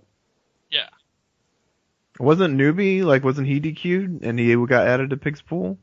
Newbie, as far as I know, and this is another thing that needs to be cleared up because there's all this confusion. I believe, Pig, please correct me if I'm wrong, I believe Newbie wasn't in the bracket at all. As far as I know, Newbie was not in the bracket and then magically just appeared in the pool. Unlike Gross, who was in the bracket and then disappeared, Newbie just appeared randomly in that pool. Yeah, I remember Pig came on the stream, and he was like, Yeah, apparently in this 8. community, he went nuts. He's right. He's 100% right. And then Newbie ended up beating him. Yeah. He's 100% right. He absolutely has a legitimate beef. That is not acceptable. I mean, what do you guys think? How would you feel? That would suck. Like, it wasn't like the same thing that happened, but in Injustice, Waffles got added to my pool, last second. Did he talk to you about that? No. As far as I know, no, he didn't say anything about that. He was I think he was in Ken's pool, Saucy Jack's pool, and then, it was 2 GGA members, which it wasn't supposed to happen, and then, so the only pool without one was mine, so they just kind of tossed him in. Well, I mean, I was the point okay of pre-registering. I was okay with that because I didn't want him to have to fight his own guys, and I was like, okay, yeah, that's fine, I don't care. But still, it was a minute before our pool started. Sounds like a I mess. thought that was the whole point of pre-registering, so they can get this shit straightened out beforehand. Right. That the whole point. Shenanigans happened at Winter Brawl, and that's why Pig was advertising these kind of reforms, and then it was worse than any tournament I've seen before. Why are there, the there's biggest this argument. There you go. Yeah, the biggest thing was then Saturday morning, the original format was 16 pools, you win your pool, you're in top 32. Right. But then all of a sudden at 10 a.m. on Saturday morning, we run in there and we just hear 8 pools and you're getting thrown together. And it was everyone just got thrown for a loop. We were just why? And we could just, Tank Top Guy was the only one in the room, and he just said, yeah, some guy came over here and said, all right, we're merging these. Yeah, who's this guy? Who is this? Who's this guy? Why can't we find out who this guy is? Who was in charge here? And the thing was, they did it without telling us first, and then by the time it was too late because the pools had started, they were like, oh, it's because we didn't max out the bracket. We were one person off. If you tell us that, someone will fucking throw the money at you and make sure you don't do this to us. Also, when you put the pools out, PPJ, the pools are released. PPJ has White Boy as the top competition in this pool. That's the main guy he needs to prep for. So he spends a week grinding out Doomsday matchup. At the last minute, he's told round 3 of the tournament, you're fighting Rio, and then you're immediately fighting Viking. Yeah. That is not acceptable. Yeah, like for my bracket, it was like, oh, also, I didn't even know Deg was in my bracket when pools were first released because he signed up under D-Bomb. I'm not sure why he did it or whatever, but I found out that night anyway, so it didn't matter. But when the pools got merged, me and him were ridiculously on opposite sides of the bracket, so none of my preparation mattered anyway until we would fight in top 32. Right. So everyone was playing different people. I see this argument that if you're good enough, you'll beat anyone. You should know. We are past that. That's over. That's done. If you don't like pools being whoever says that, you can get put in the death bracket. Let's see how you do. And not only that, you can do your own tournament where you don't release pools, and we will choose not to enter it. This is a tournament that did release pools, so you better stick with them. Otherwise, what the hell was the point of pre-registration in the first place? And if we had known ahead of time that they were going to do this, we wouldn't have drove 14 hours. We would have said, all right, we don't agree with you while you're running the tournament, we're piecing out. Instead, we were sold a bill of goods. This is a product. You cannot offer a product and then say, oh, well, you don't need to have this part of the product anyway. That is a part of the product they did not deliver. There needs to be explanations for this. We need to know who made this call. I don't know how to put it any more clear. This is not acceptable. And again, so if your personal opinion is that seeding should be randomized and all that, that's fine. That you don't go to tournaments that seed. You don't go to tournaments that release brackets early. This is the tournament we all bought into. You cannot take that back at the last minute. Why was PPJ in the same bracket as White Boy? I have no idea why the NEC champion and KIT top 8 was in the same pool as someone who just got top 8 at SCR. The seeding was absolutely terrible. We know Mike Metroid did it, and he admitted he screwed up. He came up on, so I'll give him props for that. Yeah, he took it like a man. Yeah, he's one of the only people in the situation that so far has actually had accountability. Unfortunately, the seeding was absolutely terrible. Absolutely god-awful. And because of all these things, we were at like 2 o'clock in the afternoon, still at like pool 3 and 4. Right. I think my pool was supposed to start at 2 and it started at 8 or something like that. Wow. Yeah, like, alright, I want to give a shout out to 3 guys real quick who probably saved the tournament. DMS, Katana Prime, and Tank Top Guy. Yeah, towards the end, these guys really took over. Alright, at the beginning of the morning, DMS was asking, how do you do these paper brackets? Like, he didn't know how to run it. And then by the mid-afternoon, he was like, he was just a drill sergeant. And it was like what we needed. And then Katana Prime was helping out with the stream when everyone else was freaking out. He was keeping things held down there. Tank Top Guy was helping out with like the 4G card. He was making sure all the matches were getting commentary, all this stuff. How did they not have the 4G card again? No, I think it was his 4G card. Like his data plan. We've talked about this for months. Do a donation. I don't understand the internet stuff. Wasn't that the problem the last time? Was the 4G card? It was NEC. How did that happen again? No, I don't think the 4G card thing messed up. Like, he was just on top of it. Like he was taken care of. Early in the morning there was some kind of problem. MK almost wasn't streamed and shit. I know they had to borrow someone's 4G card again. Yeah, he had to borrow someone's 4G card. I don't I know, don't think but- Tank Top Guy went there saying, "Hey, you can use my 4G card." Like, why don't they have their own? Yeah. I don't know, but right, the tournament was running super late. One thing that made me really mad at one point, the tournament was running super late, and they have 4 casual setups going. Like, knock off when my pool starts at 2 and it's 7 o'clock, get the fuck off the casual setups. I thought you said you didn't get any casuals in. I didn't. I never They had were time. They yeah. were being used the whole weekend. I played maybe 20 games total in casuals. Yeah, I played like when the tournament's 5. running when the tournament's running 5 hours long, no one should be playing casuals. I do not, and I especially don't want to see staff. I don't want to see someone wearing a staff shirt playing casuals. Like those are super chill guys. Like if they come to Chicago, I would welcome them into my home, but they failed here. I'm sorry, man. I don't know what else to say. Like seriously. even if you bring up the point that you're volunteering, it's still your job. That's why I don't put on the shirt. I get it. It's hard work. It's thankless work.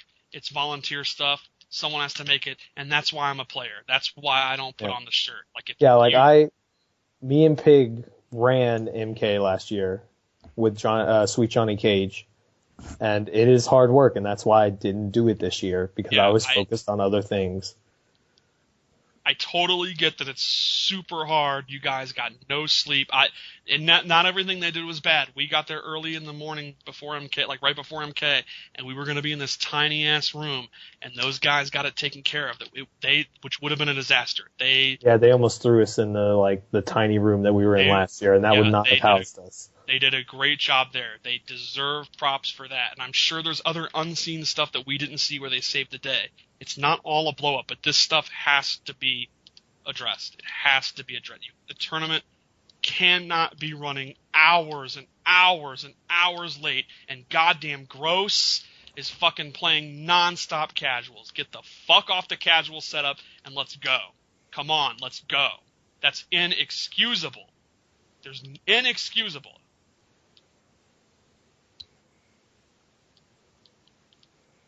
Am I wrong? Like, why are you fucking silent? What do you guys? What do we say? I just don't know what to say. Yeah. Why were the pools combined? Like, what was there a benefit? The explanation that I heard, the only one I ever heard, and I'm not even sure if it's true, is that we didn't cap the game out at 128. We were at 127. That's bullshit.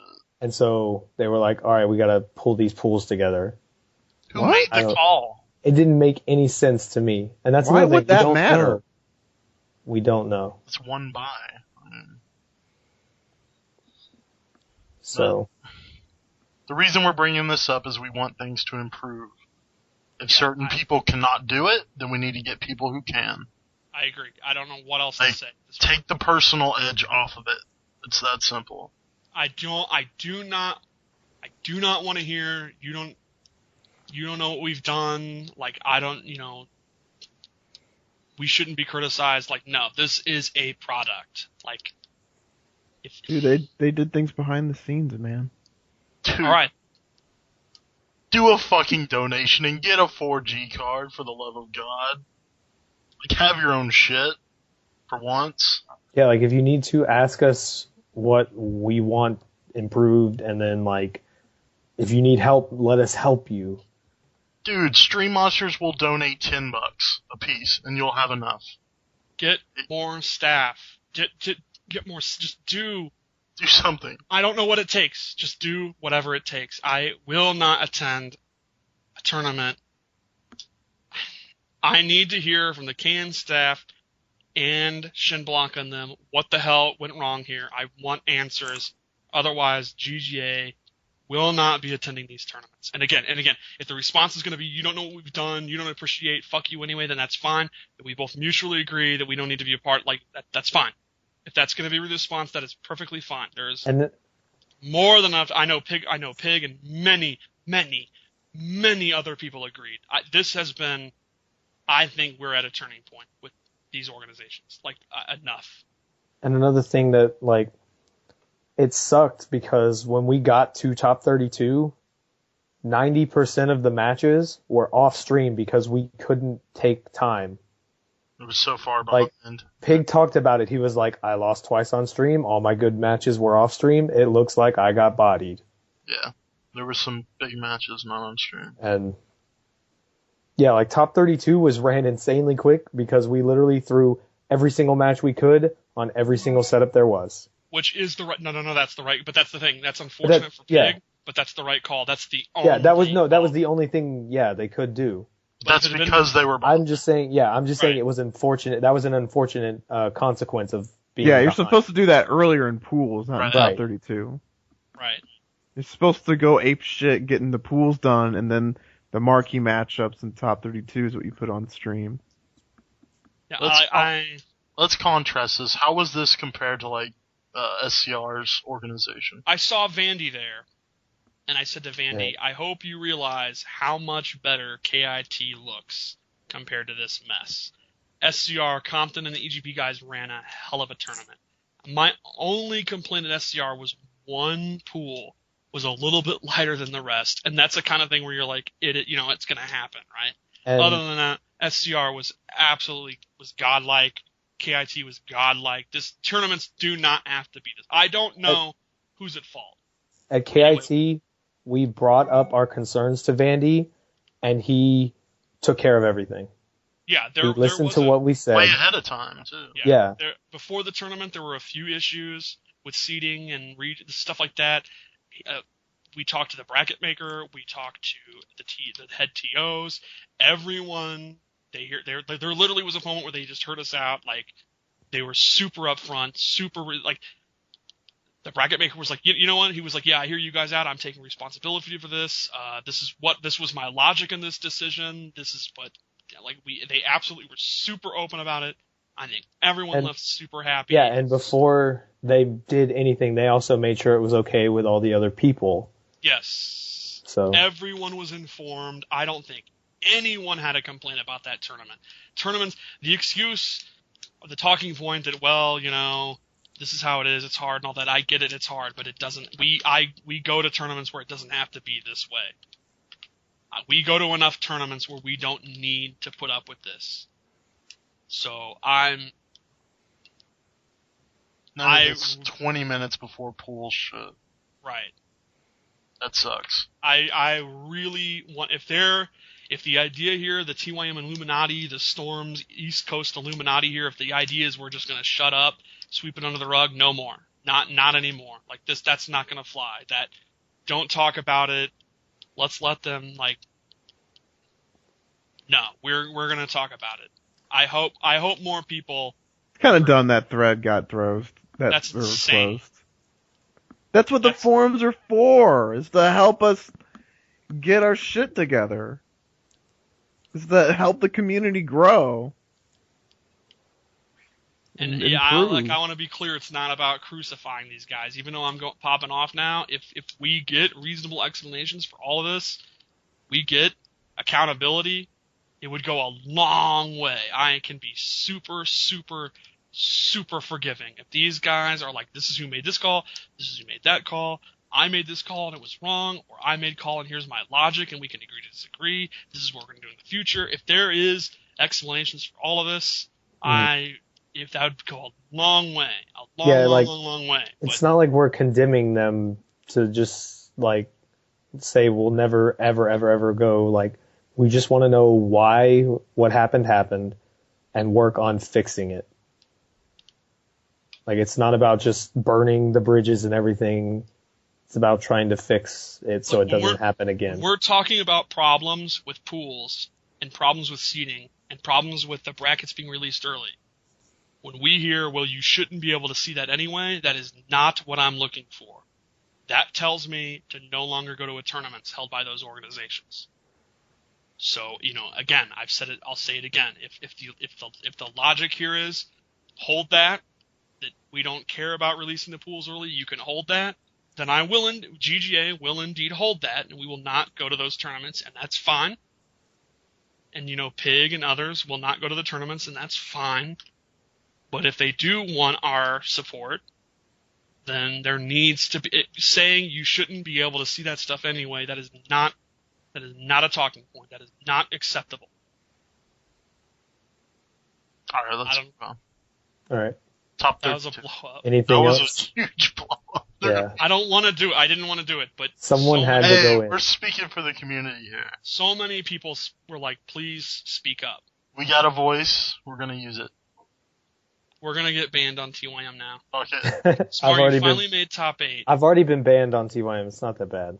You finally made top 8. You earned the right to be on our show, and it will probably And be it's gonna be censored. exiled. Yeah. That's the last I show. talked about that earlier in stream. You were talking about how we're going to get banned, and I was like, man, so I finally made it on the show.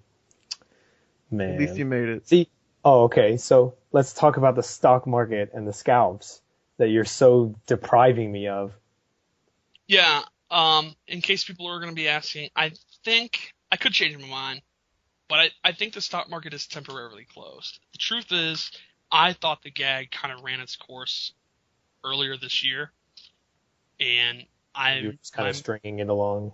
Yeah, I was just kind of doing it because so many people like it, but I haven't liked the content as much lately. I don't think it's been as funny as it could have been, and I don't want to put out... You're using Wonder Chef's jokes last time. Yeah, there were a couple That's where... bad. That's my they weren't even pop right up on him. So yeah, I haven't really been 100% happy with the content, and I don't want to put out content that I'm not 100% happy with. Then SCR, to be honest, I'll be completely honest, the only reason I did it is because a few people said that I wasn't doing it because I got blown up. And to me, it's like, have you ever seen that thing? Have you ever listened to my show? When I get blown up, I'll be the first to be self-deprecating.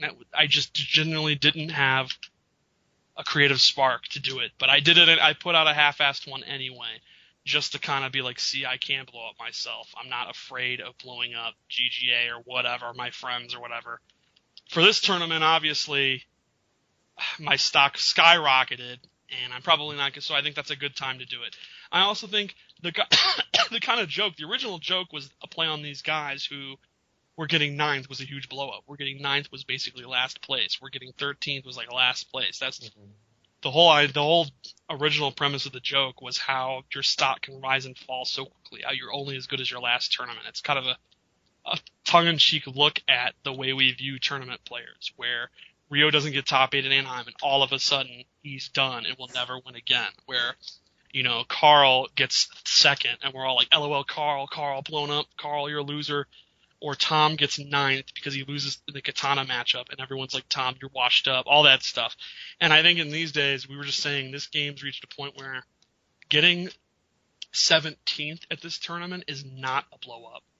Not Going at all. 1 and 2 in this tournament is probably not a blow up. Like, playing to win went 2 and out, and was then 4th at this tournament. It's just, I think that joke's run its course. It's possible to come back, but only if I have a lot of really good ideas. Mm-hmm. So people... Until there's some consistency, yeah. Maybe like quarterly stock reports. Maybe. I don't know. It all ultimately, it depends on not only that, but just if I have good jokes. At the end of the day, I've always wanted it to be something that was funny, and if I just don't, I'm not happy with the gags I'm coming up with, I'm not going to release it. So What do you think of like people going into a tournament with their stock in mind? Like, That's awesome. Like it actually means something. I think that's really funny, Yeah. but also kind of weird. So what All right. about the top 8? We haven't even gone Top over 32. that. Or We're top, still back there. Jesus. All right. Alright. So the first match in top 32 was what? Katana Prime versus Sonic Fox? Yeah. I think it was close. I can't really remember. We're told. God, there's so much stuff. What was memorable? I played Deg right after that. That was a good that. one. The thing that confused me most was that he picked Harley on me the first game. And I was like, why would you do that? Like, I was still, like, scared because I've never played as Harley. I've never really seen as Harley. And Saltface recently has been beating me. So, we play the match, and I dropped 2 dive kick combos back to back, and I was like, uh-oh. But then, like, it comes down to, like, me clashing with 2 seconds left and just running away for my life. And I was just like, Tom Brady would be proud, because I timed him out in the first match. And then so he switches to Zatanna, and I'm just like, all right, I just got to win one of these next 2. I don't know if he has enough gimmicks to where he'll just body me for the next 2 matches. And it worked out for the first match, because he bodied me. He hit me with some stuff I'd never seen before. His Zatanna is like, pretty crazy. Like, I had no idea he could do up hat into trance. Yeah. And that was, my first life bar was gone. I was like, okay, so I can't jump as much as I thought I could. Like, I thought I could just jump around, just be a bunny rabbit Adam, and just be like, all right, I'm going to dive kick every now and then. And then, so he won the second game. And then the third game, it was like, I got off to a lead, then he came back. And then in the last life bar, I do a dive kick, and he punishes it. And then I do a meter burn dive kick, and he reads it, and meter burn back 3s it. So I'm on my last legs. And then I hit him with that jump 2 where I got a bomb to come out instead of a back 2, and I fucking hate that glitch. Yeah. And so I have to clash, and if I get hit again, I'm going to lose. And out of the clash, I was just like, all right, I'm just going in. Like, I ran at him, put him in the corner, and I hit him. I did a frame trap, and I hit him with down 1 lightning because he tried to poke back, and it knocked him down. And I jumped over, and he was in the corner, so I crossed up.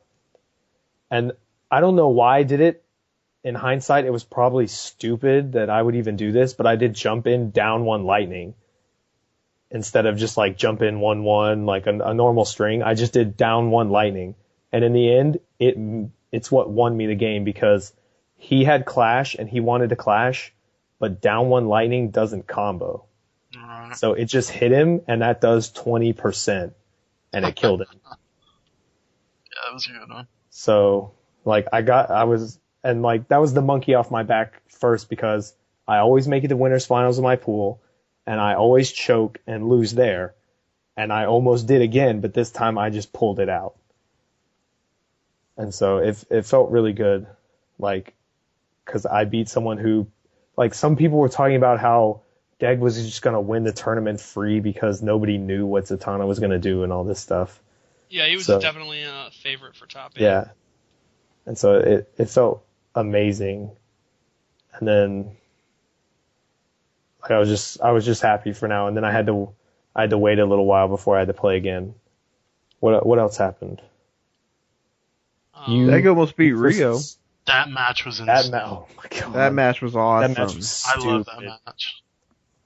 Harold versus Rio was also ridiculous. That was awesome, yeah. Harold made one of the reads of this game that I, like, it blew me away. It was like, he did a combo into knockdown, and, like, Harold uses running man stance more than any other flash, but he uses it so brilliantly. And he did a combo into a knockdown, and, like, off the knockdown, he canceled into running man stance and runs right up to Rio. And Rio's Martian. He's just going to wake up because, like, he sees Flash just skirting across the ground at him. And Harold cancels the running man stance, does a neutral jump, and Rio does push. And it completely missed. And Harold killed him. And I was just like, dude, like, this guy is just so good. Yeah. And so for the second straight tournament, Harold goes on to make winners top 8. That was in top 8. Oh, winners top 8. I see what you're saying. Yeah. No, it was to get top 8. Yeah, it was to get top 8. 16. Yeah. Who eliminated Rio? Newbie. Oh, that's right. That match was really good too. That was awesome. Yeah, that match was one of the ones people talked about. He did the super, and then, like... Yeah. And I talked to him after the match, and he was like, yeah, I had to do the super. And I was like, yeah, it didn't matter because he got, like, Doomsday got, like, 2 bars for getting hit by the super. And after that, Rio was, like, on pixels, so. Yeah. Super hyped, though. When Doomsday has meter, you're done. Yep. But if you got, like, 20% left and he's got, like, 3 bars, pack it up. Oh, interesting. I don't know if enough people know about it. Tom lost to Deg in losers. Deg eliminated him Off in stream. the Aquaman mirror. What? Yeah. Deg plays In the Aquaman? Aquaman mirror. He plays Aquaman for Aquaman players. Wow. So, I don't know if the match was close. I didn't get to see it, but that's all I heard. So in the span of a weekend, Tom lost the Sub-Zero mirror and the Aquaman mirror. And he lost to Black Adam, who he'll never lose to. And he lost to Black Adam, who will never... Oh, yeah. I need to talk to King, because King apparently just knows what to do in that matchup. And you guys heard me, like, last week bitch about how much I hate that matchup. Yeah. Poor So, Tom. He's still in good spirits. He got a huge scalp and got top 16. Yeah. and he got the... So... what what about else? you and Pig? For Oh, today? well, hold on. Precursor to that. Thursday night, I don't know if you guys heard it, but Rico called Pig, and Pig basically put their phone call on the stream. Yeah, I heard that. They were I didn't like, hear it. What happened? it was basically like Pig gets this text, and it's just like Rico said that all Zod, anyone who plays Zod can be good. All Zods are good. And then so Pig texts Rico back, and he's like, well, any Black Adam's good. And then so Rico calls him, and Pig just picks up the microphone, the commentary microphone at the scraps, and just starts having his phone conversation about how he would just body Rico and all this other stuff. And then so they play in tournament, and like Pig has been wanting this. Yes. He's like, I'll blow Rico up. I don't care. And so Rico picks Black Adam the first match, and he knows. And so like he gets a life bar, but like there was no chance.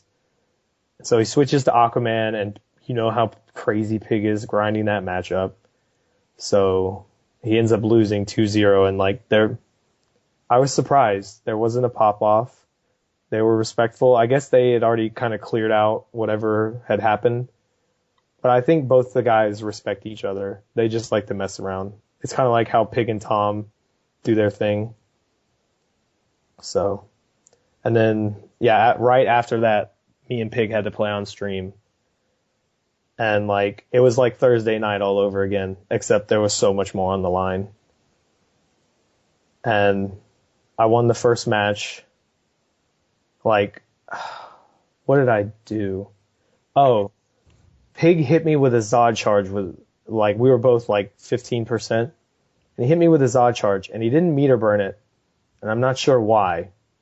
But then on knockdown, like, sometimes Zods do like laser to kind of scare you, keep you on the ground or whatever.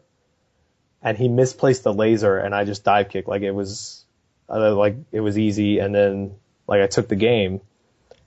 And then, like, the next game, he hit me with, like, 6 Roombas, I think, because we were on Hall of Justice. And, like, every time trait came out, the Roomba was right there. And I was just like, God, this fucking blows. Like, I'm never going to win this. So, like, he wins the second game. And then we go to Atlantis. And I got off to a big lead. And that's what I need in that matchup. So I got a big lead. And then he got trade out and evened it up by hitting me with, like, a mix-up. So we were dead even.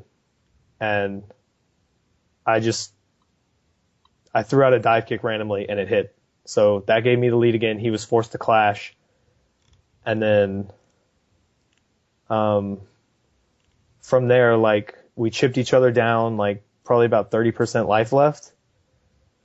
And he hit me with a 4-2-1 into laser. And usually you can poke out of that stuff, but 4-2-1 laser is one of those ones, I'm not sure if it has no gap or if it's, like, super hard to poke out of. But I was really dumb, and I, like, tried to, and I got hit. And so I was super close to death, and then I clashed. Or no, he dropped the combo, and then I came up to him and did down 1 orbs, back 2-3. And it hadn't hit him at all that set. But then out of nowhere, it hit. And, like, as that back 2-3 launched, like, you know how it launches him, like, 500 feet in the air? Yeah. Like, as he's falling, I'm just like, I've dropped this combo like 10 times. If I don't land this right now, like, I'm going to fall to pieces. And then, like, as soon as he landed on the 1-1, I was like, this is over. Like, and like, inside, I was already going nuts. And like, I could hear Katana Prime on the commentary. He's like, Smar's gonna make top 8. Smar's gonna make top 8, and like I hit the final back 2-3 up into the grab to kill, and like that, like you can input that early. So he grabbed him, and like he's about to stomp him down, and I'm already like out of my chair. Like, I don't know if the stream wasn't even fast enough to catch it. I don't think that was on. Yeah. Yeah, like by the time the stream flipped over, it was just me hugging everybody, and like I didn't do like an actual pop off. I just jumped out of the air, out of my chair, and like just screamed "Let's go," and then just went over to everybody. And like after that, like I just couldn't contain it anymore. Like I got like super emotional. Like I had to take my time, like walk to the bathroom, and then like come back later, and like. I just couldn't believe it. You wanted this really bad, so. Like it was, like, it meant so much to me to just finally be able to, like, get over that hurdle. Yeah. Cause it was just that one thing that, like, people would always talk about. It was like, you know, Smar's really good. He'll make top 16, blah, blah, blah, all this stuff, but he hasn't made top 8. And then there was the running joke of, oh, hey, you made top 8. You did it before Smar, pop off on him about it. And so at that point, like, I couldn't contain it anymore. Like, I just let loose. So it's so interesting that it was a tournament this big too. Yeah. So hard, such a hard tournament. So many great players.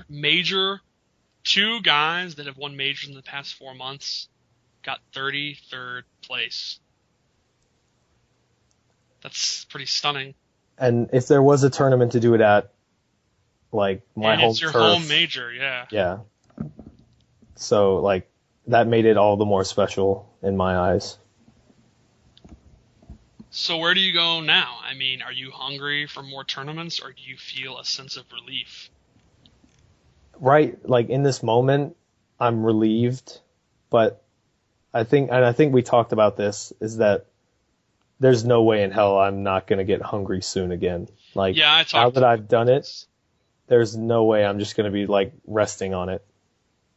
I'm not that type of guy. Let's go back to that moment. When you made top 8, when you knew it, did you cry? Yeah, 100%. I respect that. I bawled like a little baby. That's tight. I couldn't help it. That's how it, like, We have it a meant so much to me cry. that I could not help it. Like, I didn't want to, but my body wouldn't not let me. Slips, what do you have to say about this? You're on record of not supporting crying. Pretty gay. Did you cry in front of people, or did you hide it?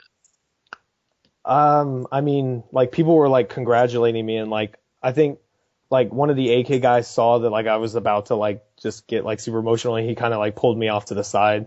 Yeah. I think it might have been Xenomorph, so shout outs to him for, like, helping me hide it. But, like, yeah, I had to take a minute, like, walk off. I went to the bathroom and, like, cooled myself off, and then, like, after that, I was good. Right up. Did it live up to everything you wanted? Oh, yeah, it did. Like, I don't have to hear shit in Hype Skype anymore about how I'm not the guy that can make top 8, all this stuff. Like, and then I got to post my pop-off, my formal pop-off, which is a novel that I put on TYM in the third person. And I you should probably it. be clear that that's a joke. Some people don't seem to get it. I even put a line in there that said, if you take this serious, you are dumb. Like, stay free. Like, I always joked about how if I made top 8, I was going to write a novel about how every single match, you know, go in detail, write it in the third person, because people used to make fun of me for that. And then... Yeah, 16-bit. 16-bit. You said you were weird. And then I have front page abilities, and I front paged it because I can. Is it still front page? It's not. Crimson Shadow. It was defront paged immediately. No, not immediately. It was like an hour or two. Yeah. But, like, yeah.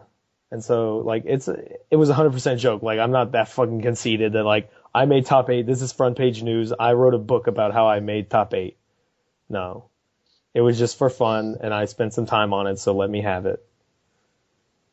And, yeah, anyone who went in that thread and was like, why is this front page? Why is it in third person? They didn't get it. And that's their fault, so whatever. It's his birthday. He can cry if he wants to. That was lame. Alright. Top 8. We already talked about some of them. What about Orochi making top 8? I thought he deserved it. Played really good. Who put him in losers? Was it? Newbie? Newbie? Yes. I think it was Yeah. Newbie. Yeah, it was. And Newbie got some scalps, man. He He did. did good this tournament. That's People- 2 huge tournaments for him. Yeah. He didn't do so well at KIT and then immediately came back hard.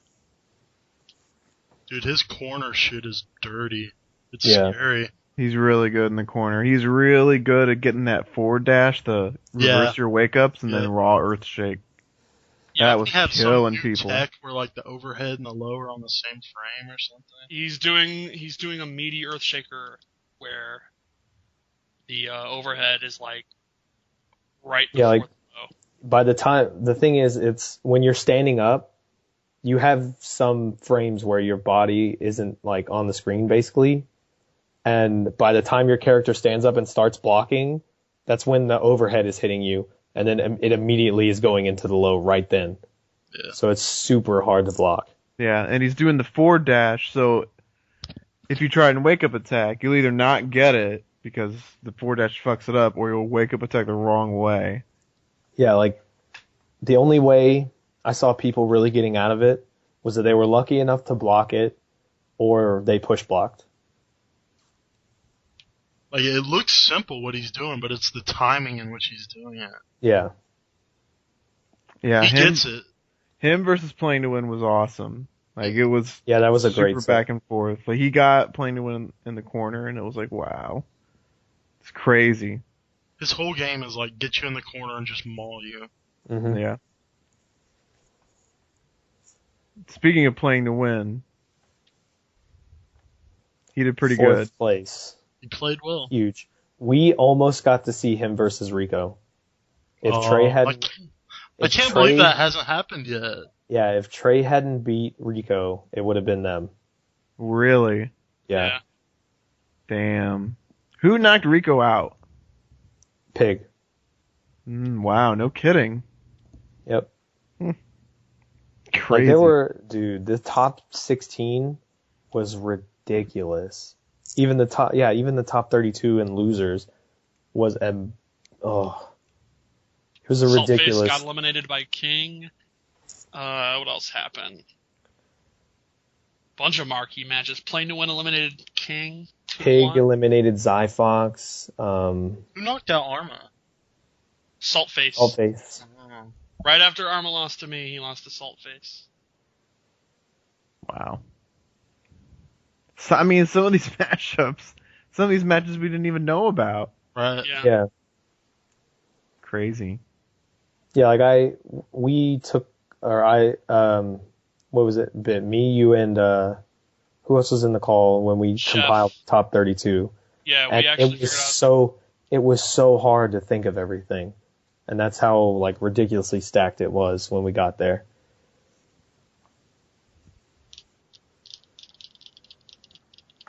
Yeah, Playing to Win, he looked really fucking good. he he looked extremely good. he flat out floored me. I didn't have an answer.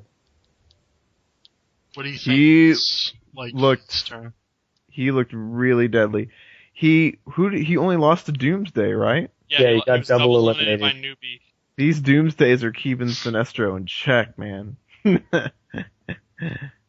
So, Slips, I understand you were in the stream chat antagonizing Wound. Oh yeah, that's pretty funny. He was downplaying. Wound has gone insane. Let's just say it. Yeah, he's kind of lost it. So, Bit, let's talk about how you were cheering for me in top 8. well, yeah, I don't want to fucking play Sinestro at all. I don't really want to play Black Adam that much either, but I really don't fucking want to play. I've never cheered harder for Black Adam and Doomsday than this tournament. That was the one when the top 8 bracket was out. I was like, I usually don't go into top 8s thinking I can actually win. As a Katana player, there's always like, oh, well, I'm going to have Pig, I'm going to have King. And as a Catwoman player, you're not in the top 8, so you don't even get that far. And this tournament was one of the first in years where I looked at the bracket, and I actually thought, I might win. Playing to win was the only matchup. I'm comfortable against Martian, and I had already played Rio in casuals. I'm comfortable against Flash, and I'd already played Herald. Comfortable against Doomsday, as comfortable as you can be. Yeah. And I hadn't played Newbie before, but I had played White Boy and every other Doomsday out there. I'm comfortable against Black Adam. Again, you know, I'm not like, yes, Black Adam, but I know what to do. And I've already played you before. And I have zero idea what to do. Yeah, it's awesome. Everyone there, and except Sonic Fox, but I figured I was prepared.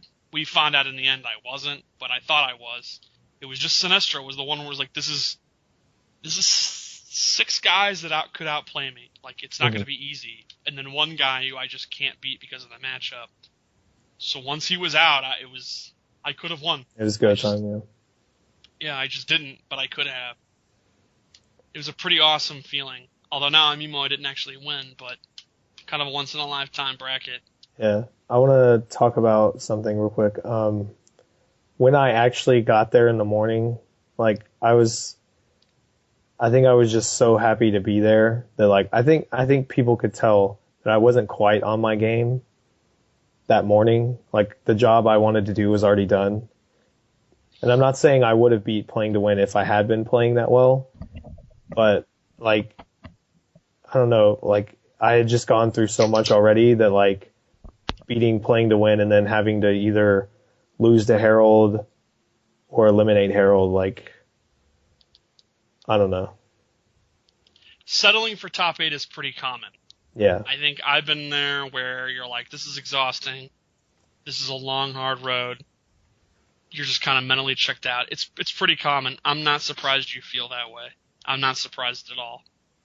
I've been guilty of it myself many, many times. Especially when you're in losers. Yeah. Like, the road ahead of me, like, in reality, I honestly think I could have gotten as high as 3rd if the matchups went in the way I think they could. I could have, but I wasn't, like, there was no way I was ready. And that's a whole different monster than just getting top 8 itself. Yeah.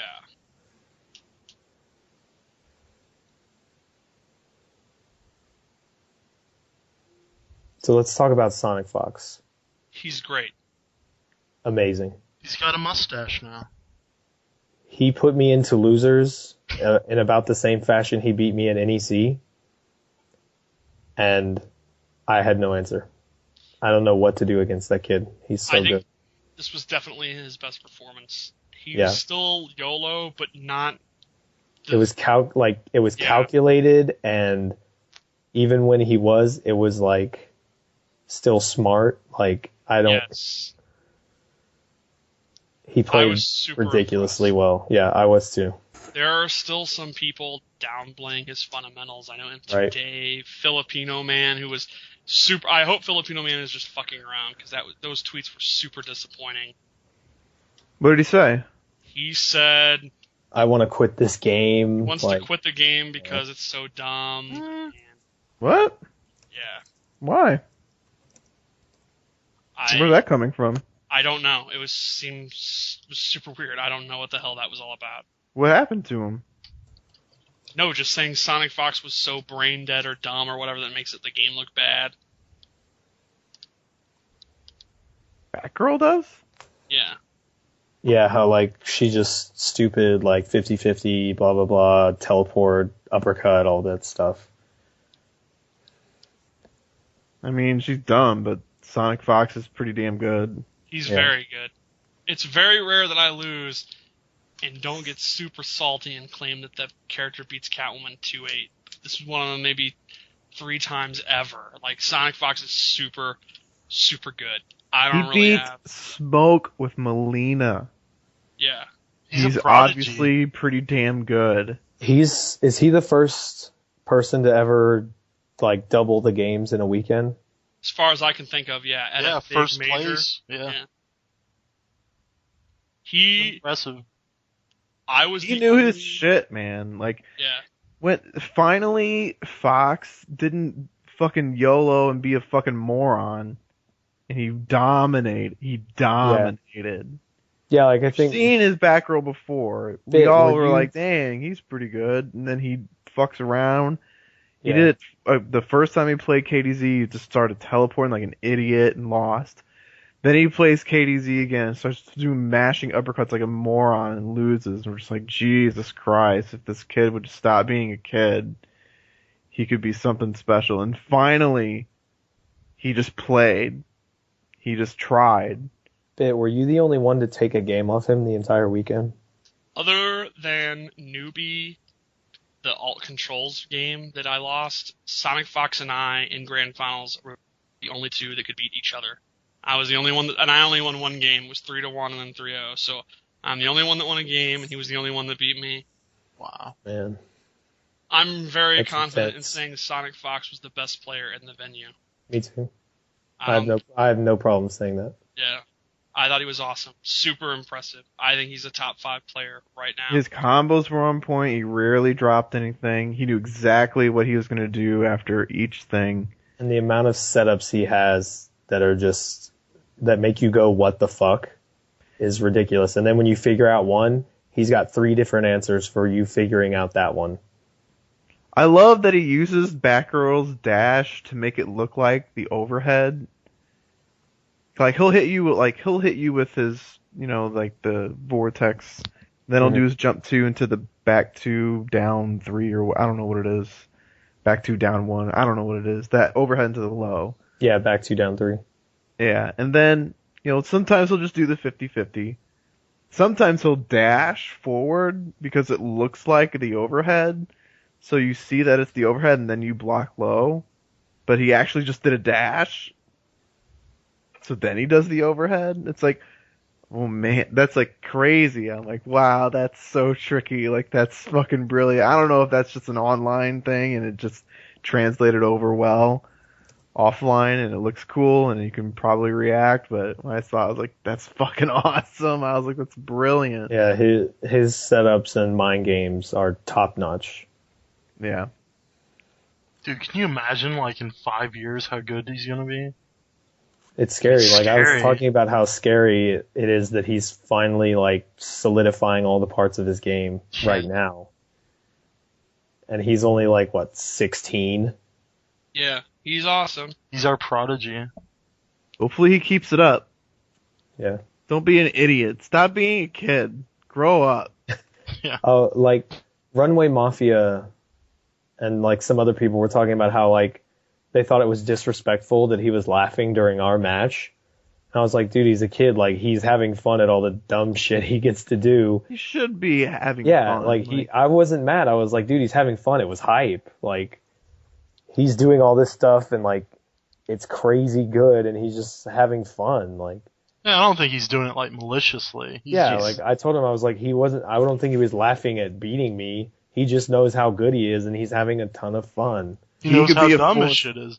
He could be that player that always wins consistently. Like, Yeah, like- we're all talking about, like, oh, everyone loses. I mean, if he wasn't fucking around against KDZ twice, he would have won his fucking tournaments. He would he would have he three. probably wins would have under had his belt. first 3 straight tournaments in a row if he wasn't fucking around. So, That said, no one's unbeatable. Right. true. Can't fall into that trap again. What do you mean? I No. mean, What trap again? oh, this player's the new unbeatable god. Wound is going to win SCR for sure. Who can stop Wound? Who can stop Forever King? He's unbeatable.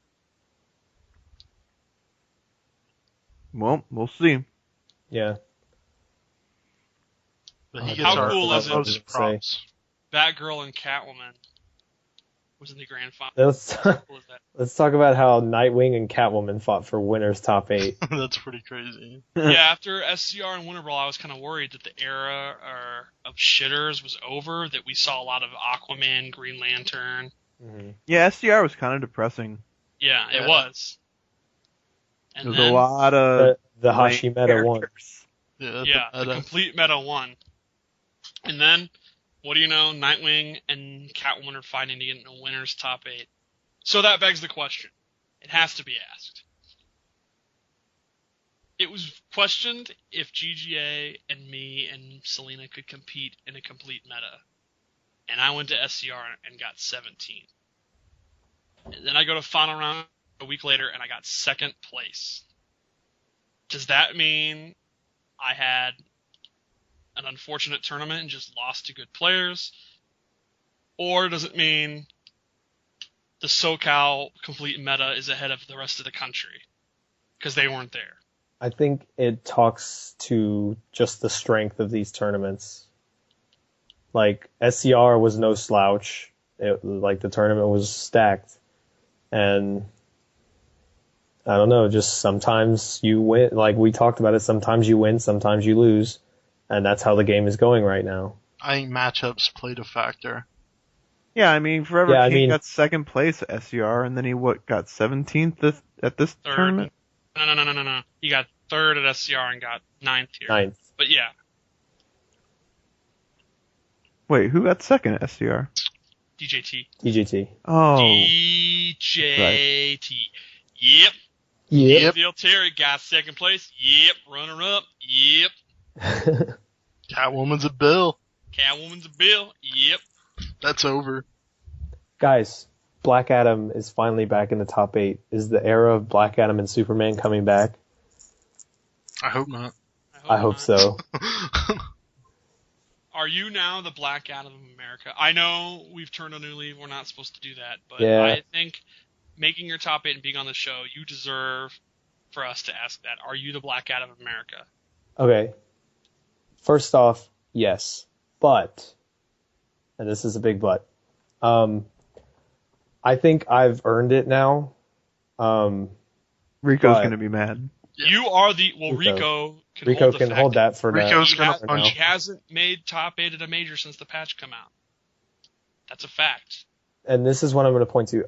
Right now, I think I deserve it, but at any moment, Big Boy or Rico or any other Black Adam can take it away from me in an instant. Like, I didn't outplace Rico by that much. It was a difference between 13th and 7th. And he lost to a guy who I've trained in that matchup. And it was a bad matchup. He lost to two guys who... He lost to two guys who are from my local scene who get to play me. And apparently my stuff held up against him. So it happened. But I'm not going to pop off about how Rico's bad and I'm so much better or anything like that. No.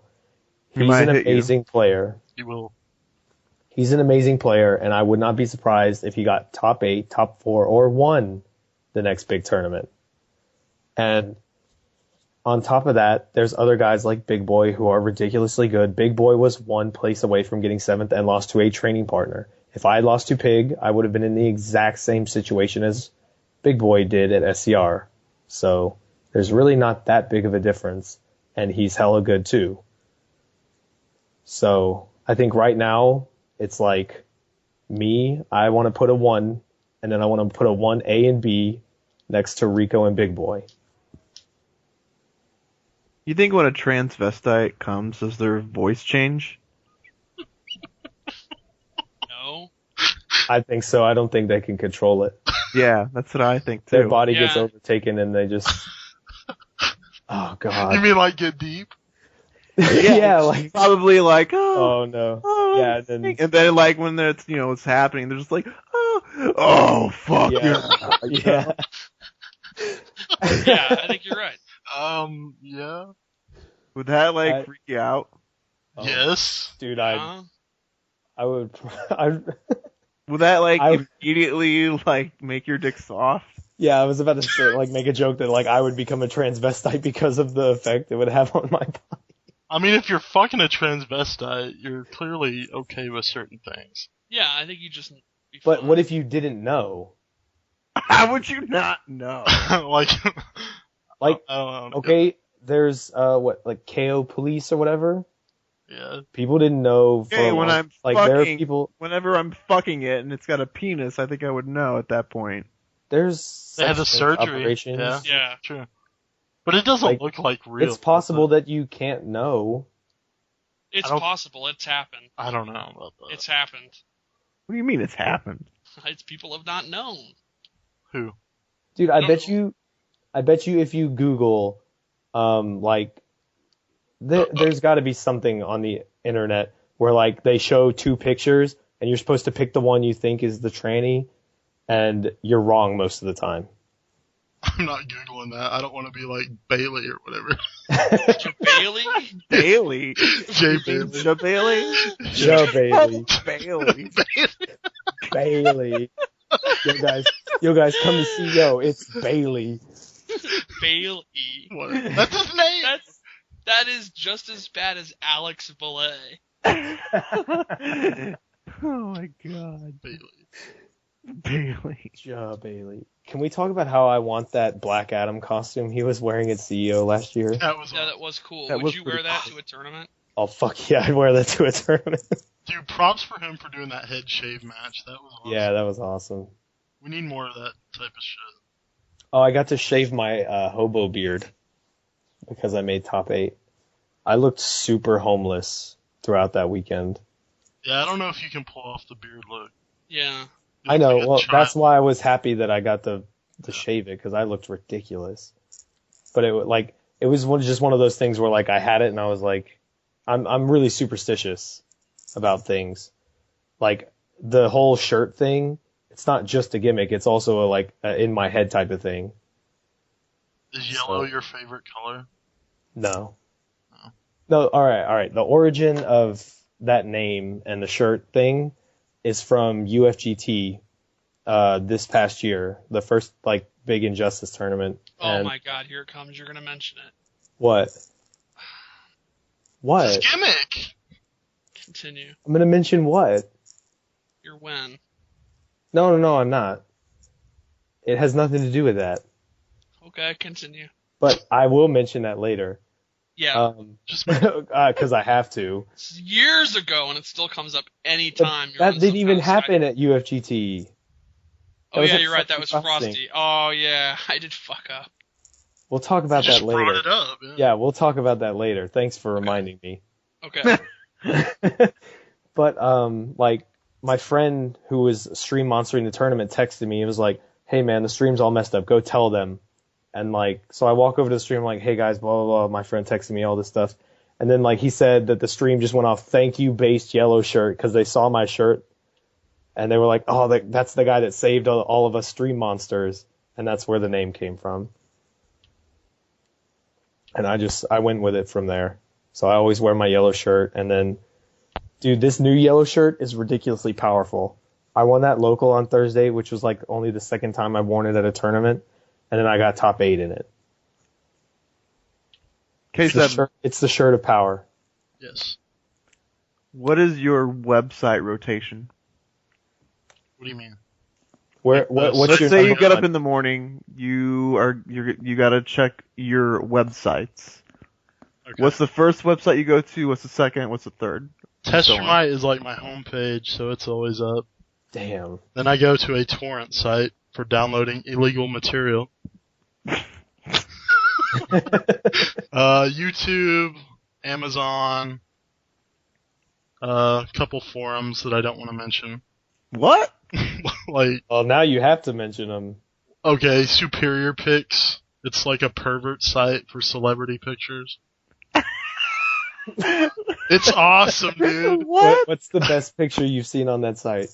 Okay, like when like celebrities go to pump their gas, people like hide and take pictures of their ass and shit. What? It's awesome. That's weird. What's I'm the looking best- at Emma what's the best Watson celebrity? right now. What? You see Emma Watson's So ass? you like her like Austin likes her? You guys have something I in do common? like Emma Watson. She's awesome. My favorite is probably Olivia Munn. Yeah, Olivia Munn's awesome. Huh, that's an interesting pick. It's a good site. It's a good site. It is. I highly recommend it. You go there on the regular. I'm there right now, dude. He's like hosting the show. He's like, fuck these guys on this podcast. I want to look at I've been celebrities. there this entire show. Oh my Oh god. my god. Alright, what's another one? There's something really nerdy. A wrestling news site. Wrestling Observer? No, lordsofpain.net. Oh, you still go there? I love that shit. That's my shit. Oh my god. What's wrong with that?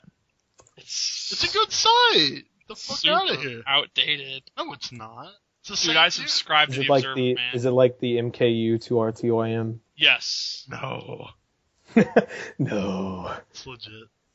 I don't subscribe to Wrestling Observer. If you had more money, would you subscribe to the Wrestling Observer? Probably not. Why? It's awesome. Dude, I can Dave get it all Meltzer? I can get it all for free. Dave Meltzer. He is awesome, though. Yeah.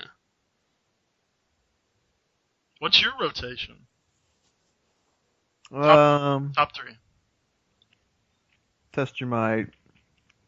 Facebook. NeoGaf for me. I'm on NeoGaf constantly. I love the topic. I don't really post very often, but I love reading everything. I do like their troll pictures on there. They're really good at that.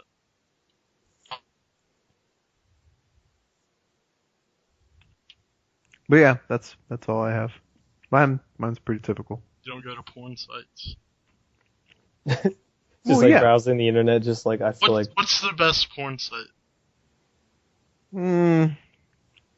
Depends on what you're looking for. Like videos. X-Hamster? X-Hamster. Yeah. No, I usually go to I think it's just X videos or Pornhub. X videos.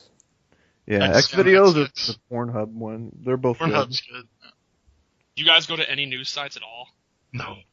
News? Sometimes I go to Yahoo or CNN. Yahoo? What are you, my grandma? Dude, when I check my email, it has the news thing up. That's only. You know how Facebook has like a news ticker now? It's so weird. Yeah, I like it. It makes me not go Yeah, to it makes Yahoo. it makes me actually learn things about the world. It's weird. Yeah, I like Here, it. I don't have a news ticker.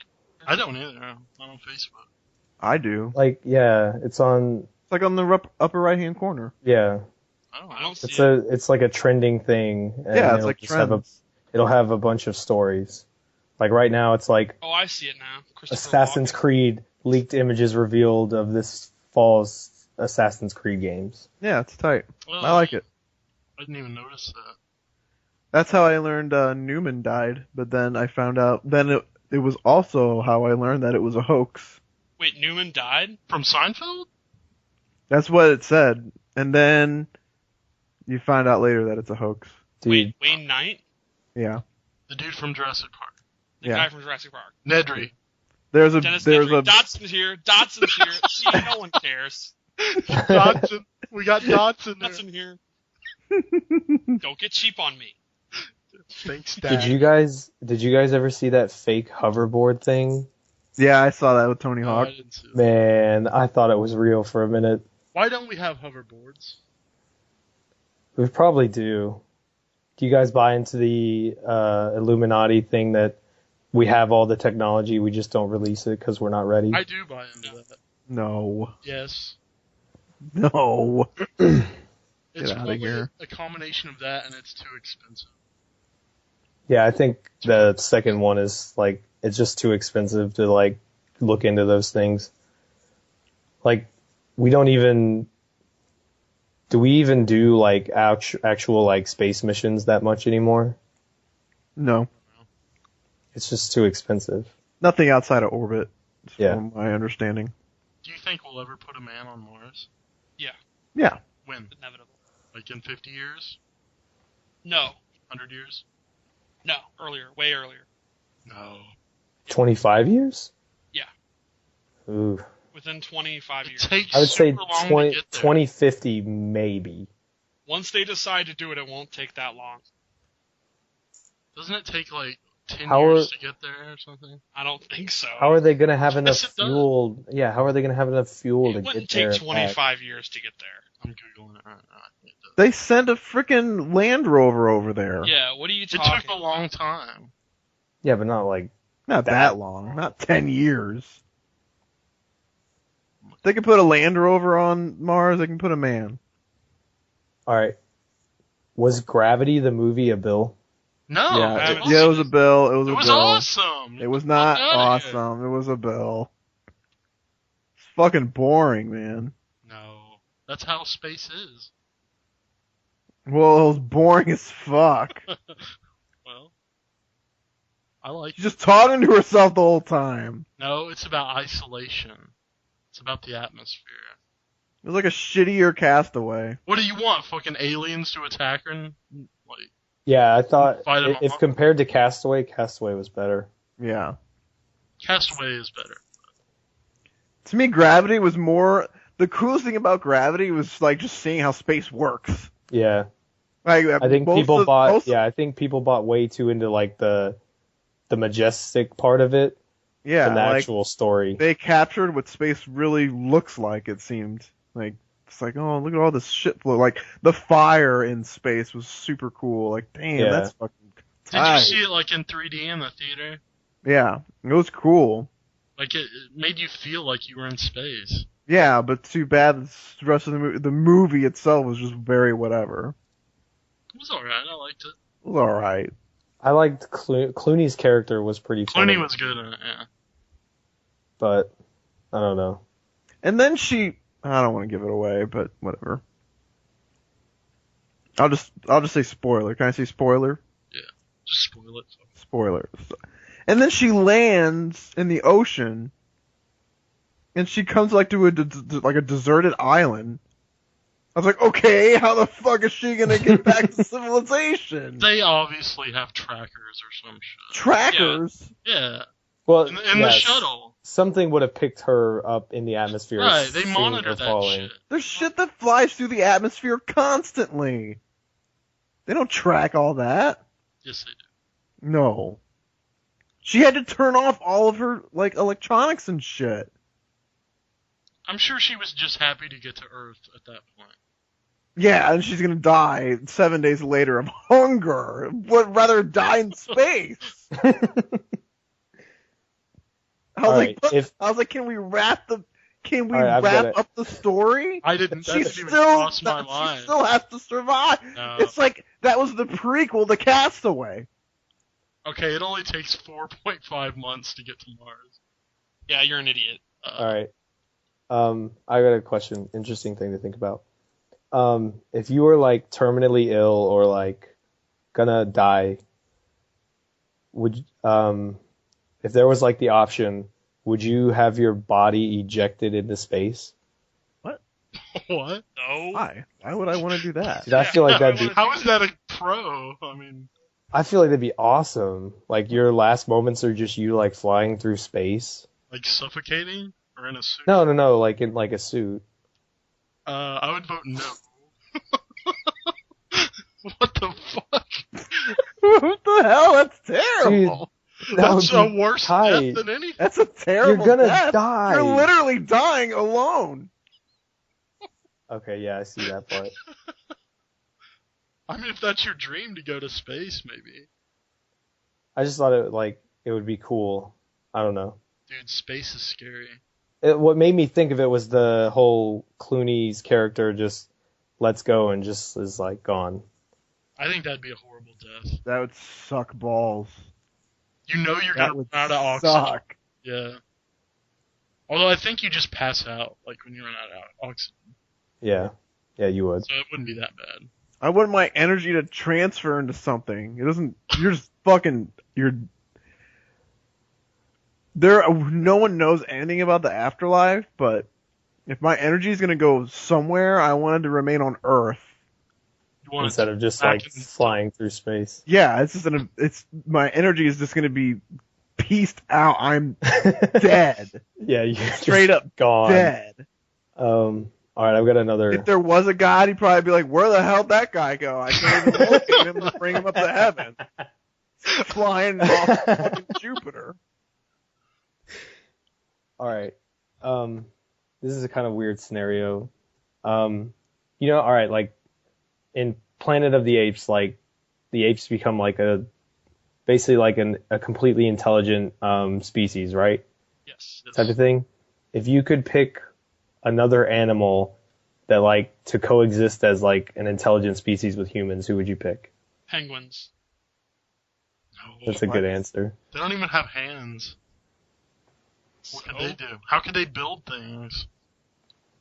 Well, the problem is, pretty much whatever you say is probably going to become superior to us and eat us.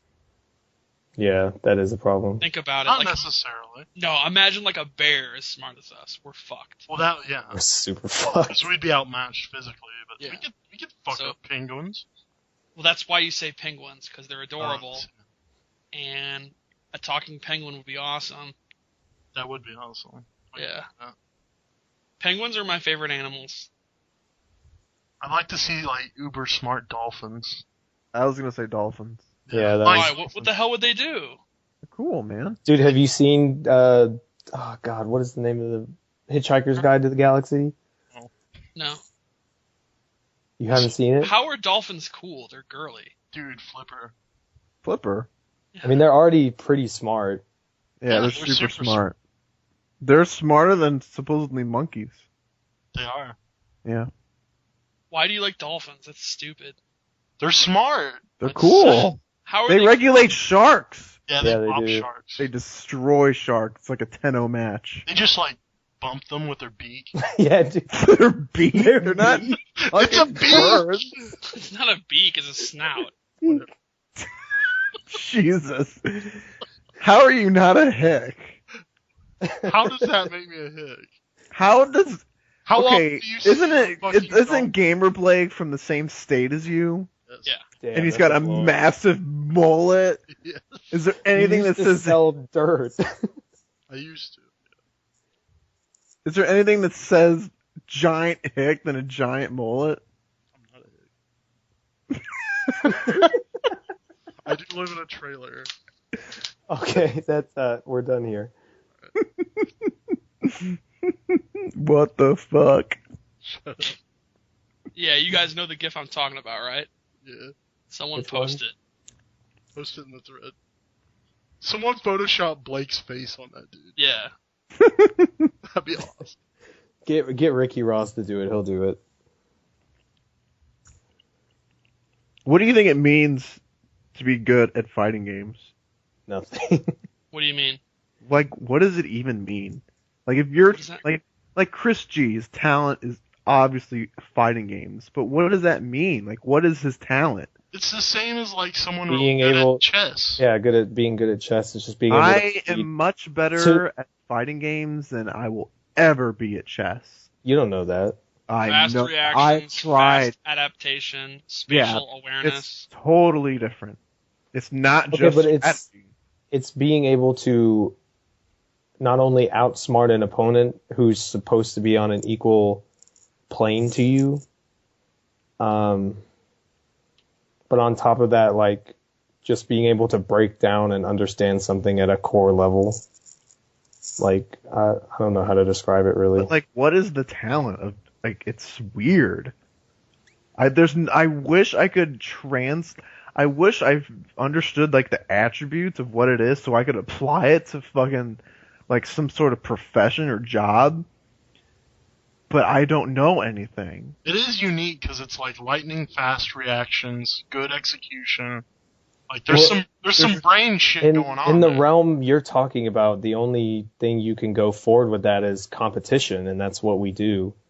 And you can't really, like, people are trying to make a profession out of it, but at the level we're at right now, it's not there unless you're playing one of like 2 or 3 games. It's so weird. Like, And the it thing about annoys me.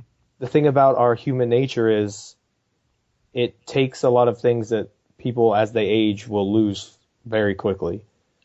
And that's another reason why it's not like an established thing. Like your reactions are gonna fade.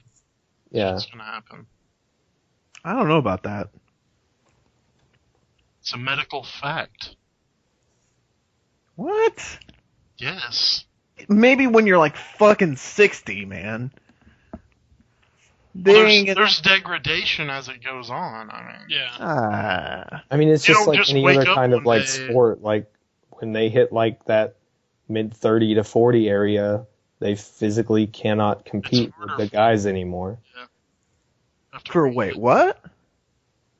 For Like, what sport? That's For physical. any sport, That's yeah. physical. but this They is the physical physically can't aspect. do it. Yeah, but this is the They're not physical aspect mentally of fighting checked out. games.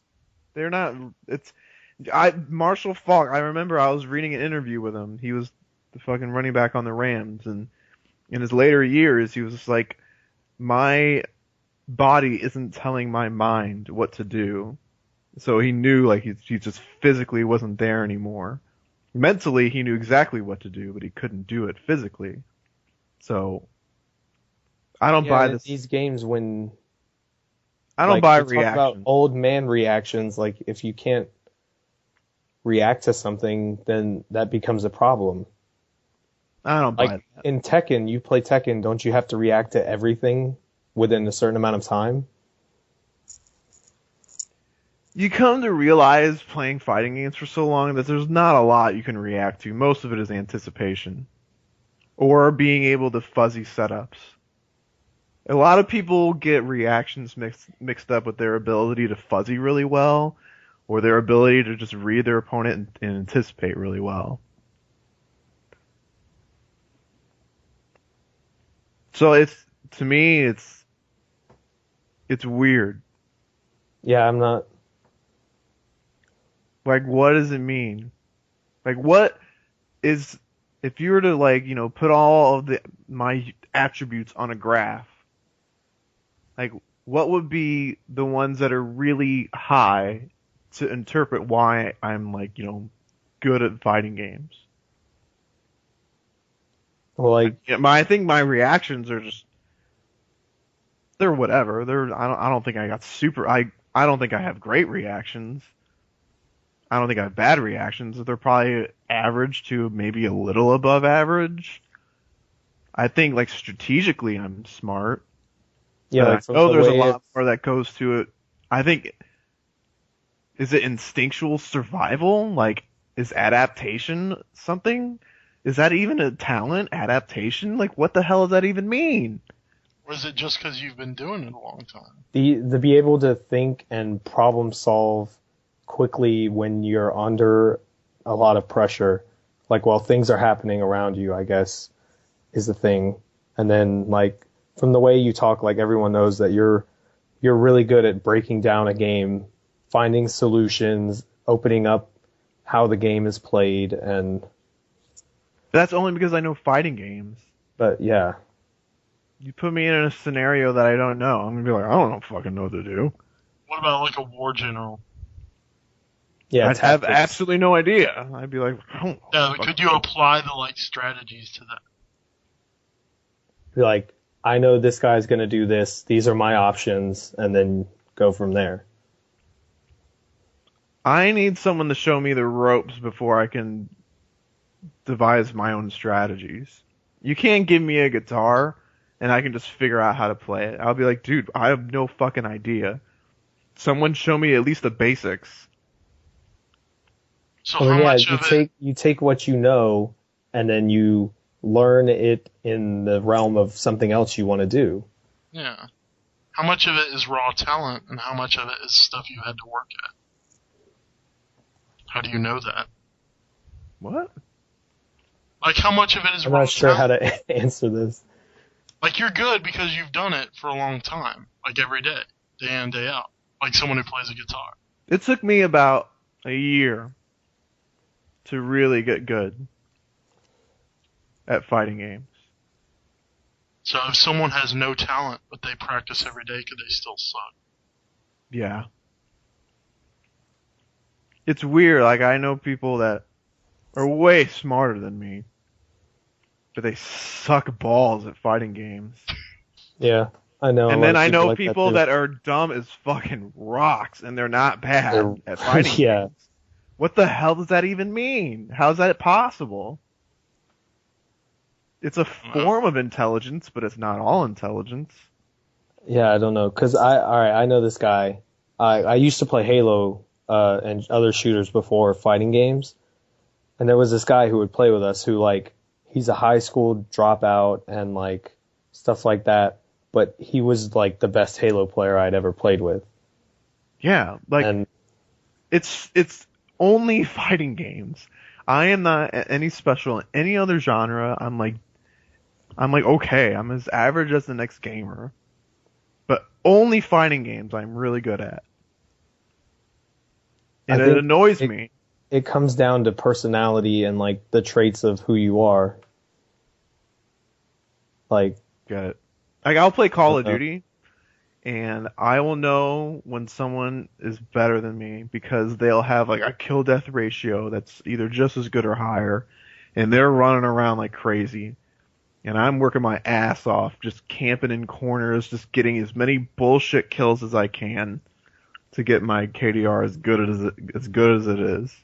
And I watch like, him kill people, and I'm just like, I can't aim that good. Like, and I watch him play. I'm like, how did he fucking know that someone was gonna be there? Like, it's mind-boggling to me. Why am I only good at this one goddamn thing? I don't know. Isn't it weird? It is. yeah. No. Yeah, like, Wait, what did people like us before fighting games existed? What did people like us do? We were just fucked? Fighting games came along and now we were like hooked up? Like, what the fuck? What would Chris G be doing right now if fighting games never existed? Probably working in a Subway or something. Like, it's so weird. It's weird. guys, did I tell you, can I tell my Chris G story? Hold on. It was the one thing. My brother is like a genius, right? He's like the head financial guy at this, major company. He's a genius. He was like he was like top ranked in his class. He was summa cum laude at like SLU University and What the shit. fuck does that mean, summa cum laude? I don't know. I think it's Latin for like you're the biggest badass or some shit. Yeah, it's a really high academic honor. Yeah, he's like a genius and shit. There was once like he had to take a test, like in order to get his job, he had to take an IQ test. And like he like nailed it. And a friend of mine that I know, he was like, dude, like I'm trying to get this job and there's this IQ test. And he's like, and he just rattled, he was like, the question is, what do all these numbers have in common? And he rattled off some numbers, and I was like, I don't fucking know, man. It's fucking random ass numbers. And I was like, you should call my brother. He calls my brother. He barely knows my brother at all. He met him like once. He was like, yeah, I'm Brett's from blah, blah, blah. And then my brother was like, he writes him down. It's like some Rain Man shit. He was like, oh, it's, all these numbers are being multiplied by 4 and then divided by something else. It's like, what? Like, are you insane? My brother is absolute shit at fighting games. Sequences. My brother is crap at fighting games. When I was growing up, he would pretty much beat me in every game, especially strategy games. I would either be just as good or he would beat me in every game. Usually he's just better. Partly because he was older, but for some reason, I could always beat him in fighting games. It was so weird. It was the one time in my life where I knew I was better than most people. Because I could play my brother in fighting games and I could beat him. And not just beat him, I mean destroy him. Like, he couldn't do shit. It's just so... I found my talent out. Yeah, I get what you mean, because like I used to play soccer and like Halo and all those other games, like other competitive things. Like I was always just mediocre, and like now, like when I play fighting games, like now that I'm getting more into it, like I feel like I can compete with anyone, and then with all the other stuff, like I just couldn't. It's weird. So that's your only talent? Yeah, I suck at everything else in life. Wow. Maybe not suck, but it's not like nothing special. Like, I understand just games. I remember my cousin, he's really into soccer. A few years ago, he's got like this, he's in a soccer league, and he calls me up. He's like, I am running short on my team. I need some other players, at least just to fill some spot, just to be like a sub to help, you know, the team, like the good players actually breathe and shit and catch their breath. And I was like, all right, man, I don't give a fuck. So I'm like learning, so I start practicing on the regular and shit. Totally like out of shape and everything. But I understood it. Like, I understood the game. It was pretty much, soccer is just pretty much keep away until the other team gets tired of chasing you, and then you can run down the field and try and score a goal. That's pretty much soccer in a nutshell. Pretty much. And I was like, I get this, and but physically I'm unable to do this. I'm out of shape. Even if I was, I probably don't have the skill. This is weird. Like, it pisses me off. Why isn't there a job for me? I gotta do this? There is. This is my life? The tester, yes. I guess. That's all I got. It's kind of depressing. I know, it sucks. And like, us like playing games doesn't mean anything to anybody but us. I know. We're such like, no one gets it. No one gives a shit. They're just playing games. Have you seen that Smash Brothers documentary? Dude, it's amazing. Isn't it good? It's so good.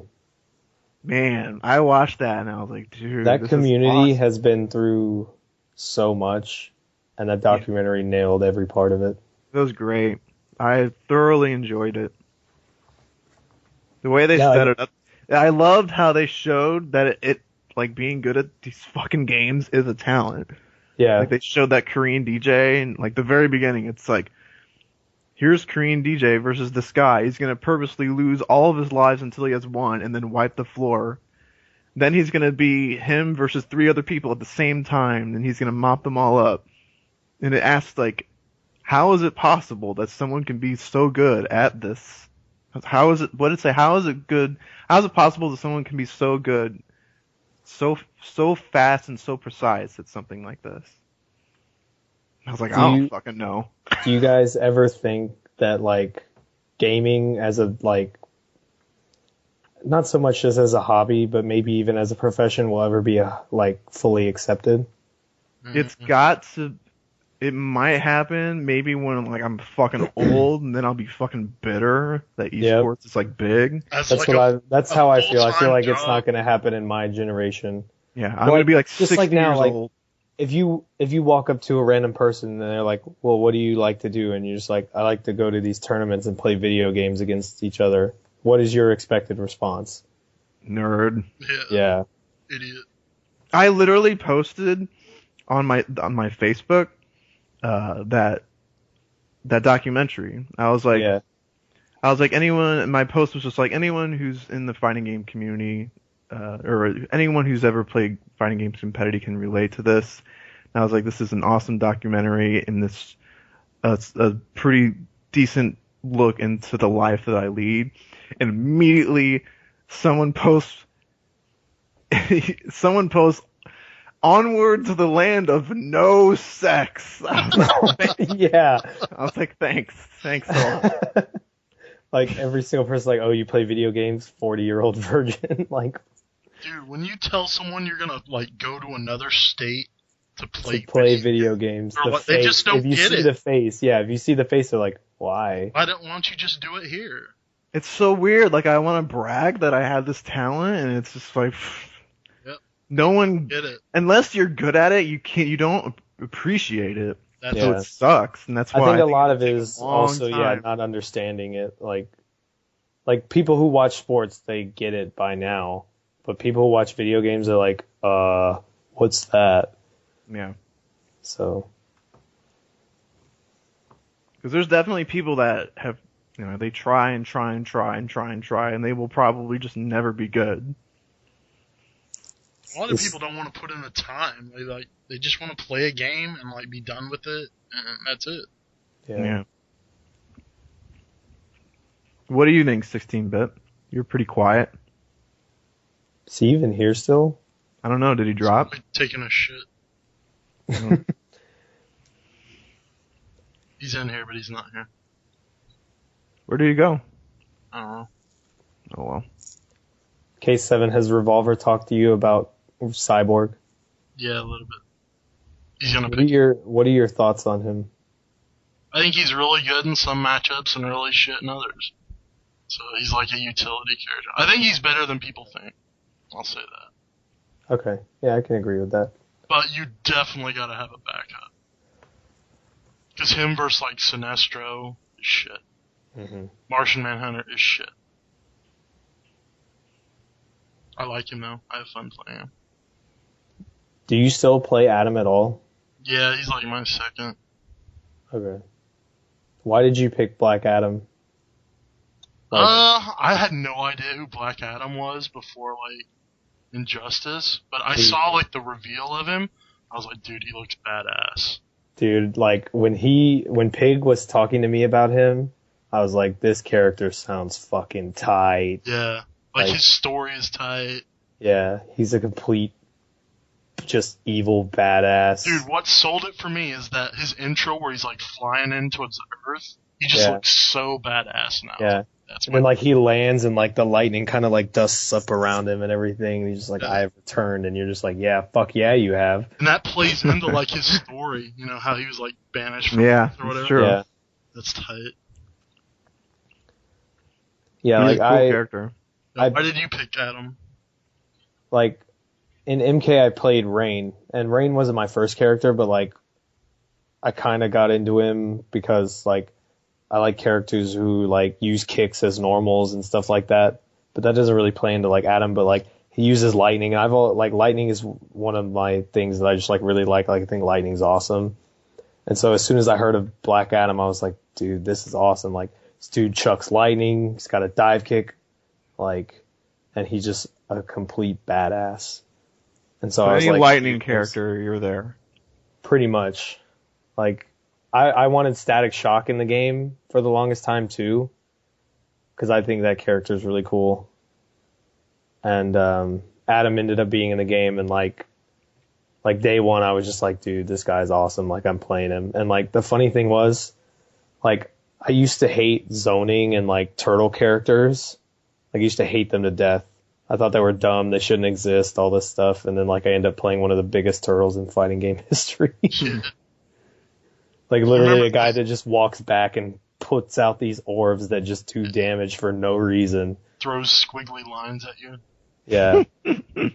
But dude, his like even his moves, like the down one lightning hands, like lightning cage meter burn is like the greatest looking move in the game in my opinion. Nuclear It's so awesome. Like he literally hits the ground and then a lightning bolt just flies up out of him. And just like, dude, like his super is even awesome. Like you don't even get to use it that much, but like, and like all of his quotes, like he's just an awesome character. What did you think of like the nerfs? You think they were justified? The backdash definitely had to go. And then meter burn dive kick being as good as it was, and the normal dive kick being as good as it was, probably had to go too. The backdash, yeah, definitely. I'm not sure about the forward dash, but I guess in the end it worked. It didn't really hurt that much, except in like the Raven matchup. So I mean, I'm fine with that one. It didn't really like change his combos or anything like that. The one that hurts the most, in my opinion, is lightning not hitting in the air. I agree. It changed matchups and flipped them. Because, like, say in the Aquaman matchup, if he threw it from the deep, you could throw lightning and there was nothing he could do. And then against Raven, if she soul crushed, you could throw lightning and there was nothing she could do, and now it's flipped. Yep.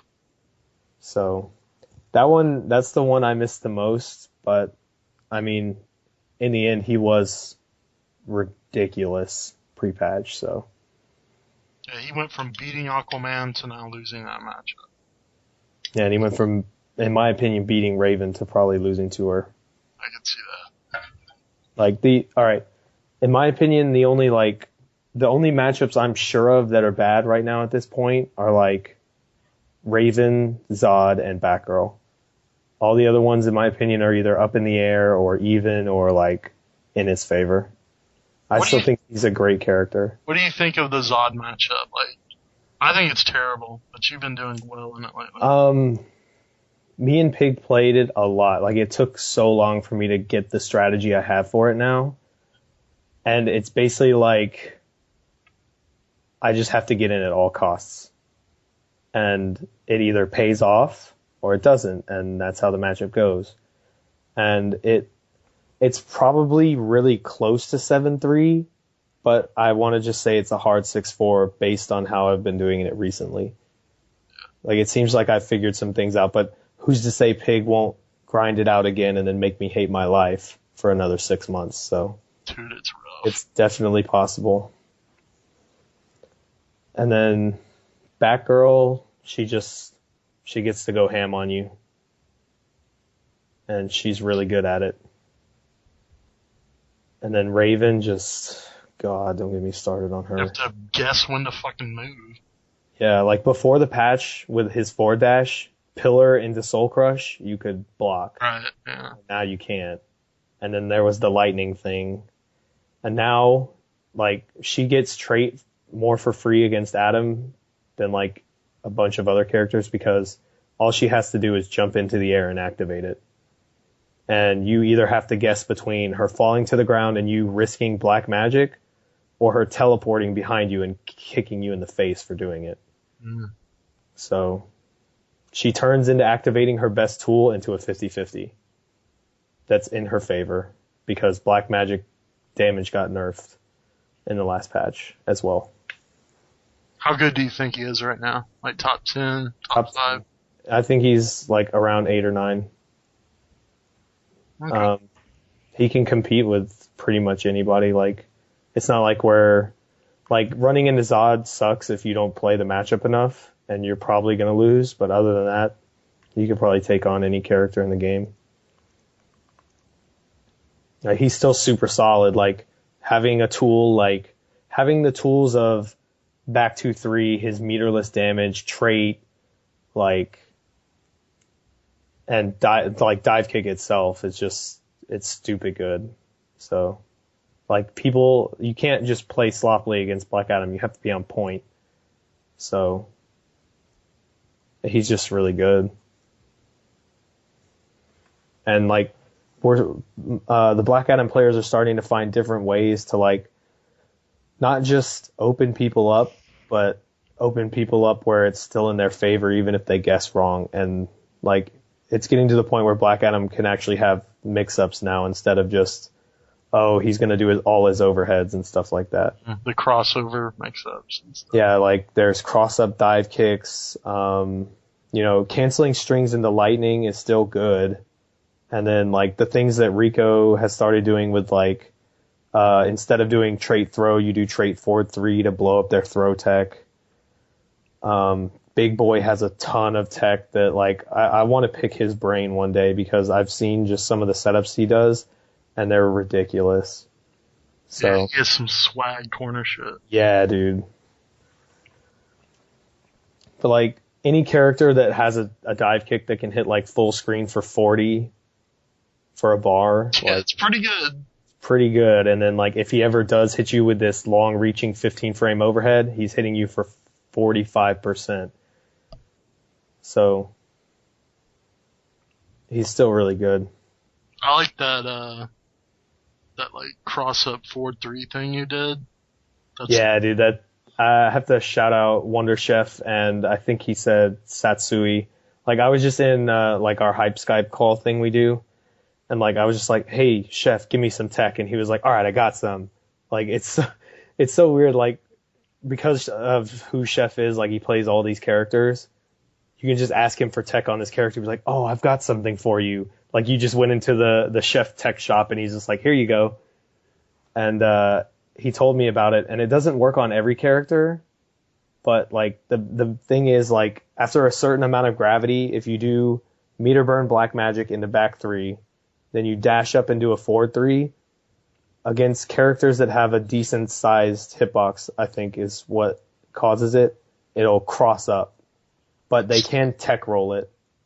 That's the only like real weakness to it. I'd never seen that until fucking final round. Yeah. Yeah, it's really good because the combo going into it does about 40, and then the combo going out of it does about 40. Nice. So it's super good. Chef has a lot of like these weird techs that like I'm really gonna work into adding into my game because I need like new shit. What do you think of Zod? You have a lot of experience against him. You buy into the hype?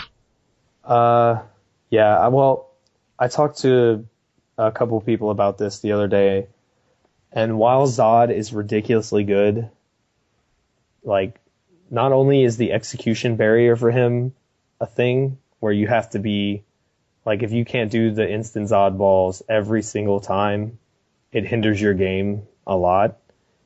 But on top of that, he has that weakness where, like, if he doesn't feel comfortable getting trade out,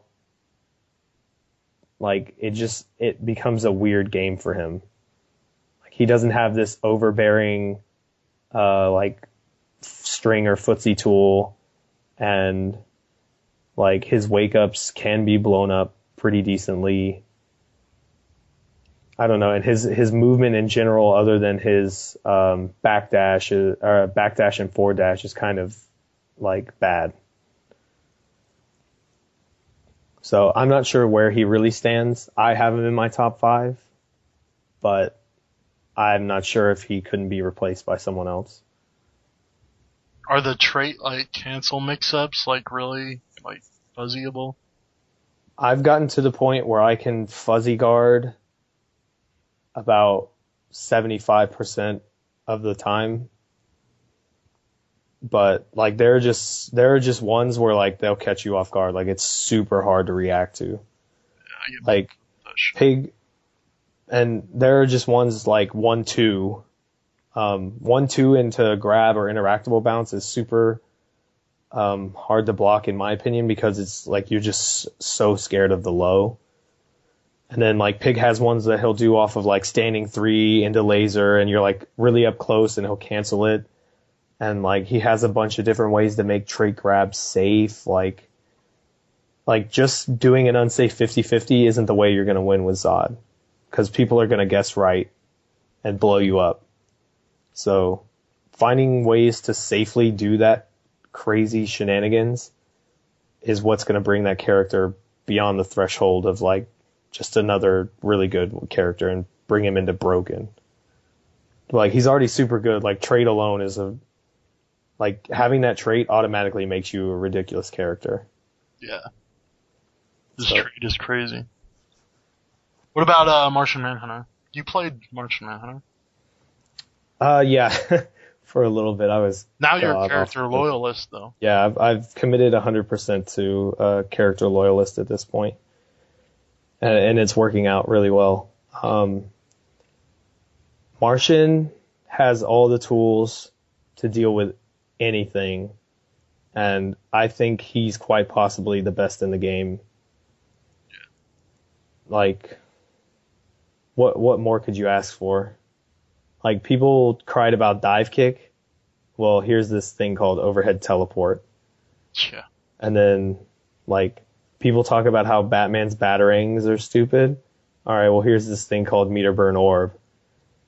And, like, his trait just takes away the neutral game, because his limbs outrange every single move in the game. So, I mean, being able to anti-zone, play footsies every 5 or 6 seconds, like, and then having, like, pretty decent mix-ups on top of that, like, he's got so much dirt. So, and then he also controls the interactable game almost as bad as any character in the game. Probably one of the best, if not the best. So I don't know. I think he's almost guaranteed top 3. It's hard to argue it. Was Mortal Kombat your first fighting game? Yeah, I mean, like, as a kid, I was a Nintendo kid, so I played Smash, but it was like with my friends when we were like 9 or 10. So MK was my first like serious fighting game where I really cared and like went to tournaments for it. And I played Sub-Zero at the beginning. I was one of those guys that got into the community and like worshiped Tom Brady as like a god. I was like, this guy, Tom Brady, he says everything and just praise be Tom Brady. And so like the story of how I picked up Rain starts with Tom Brady. Do you guys remember that tier list that Tom released where like Raiden was number 1 and it was like based on matchup numbers? I do remember that. And he had Sub-Zero like 29th. Yeah.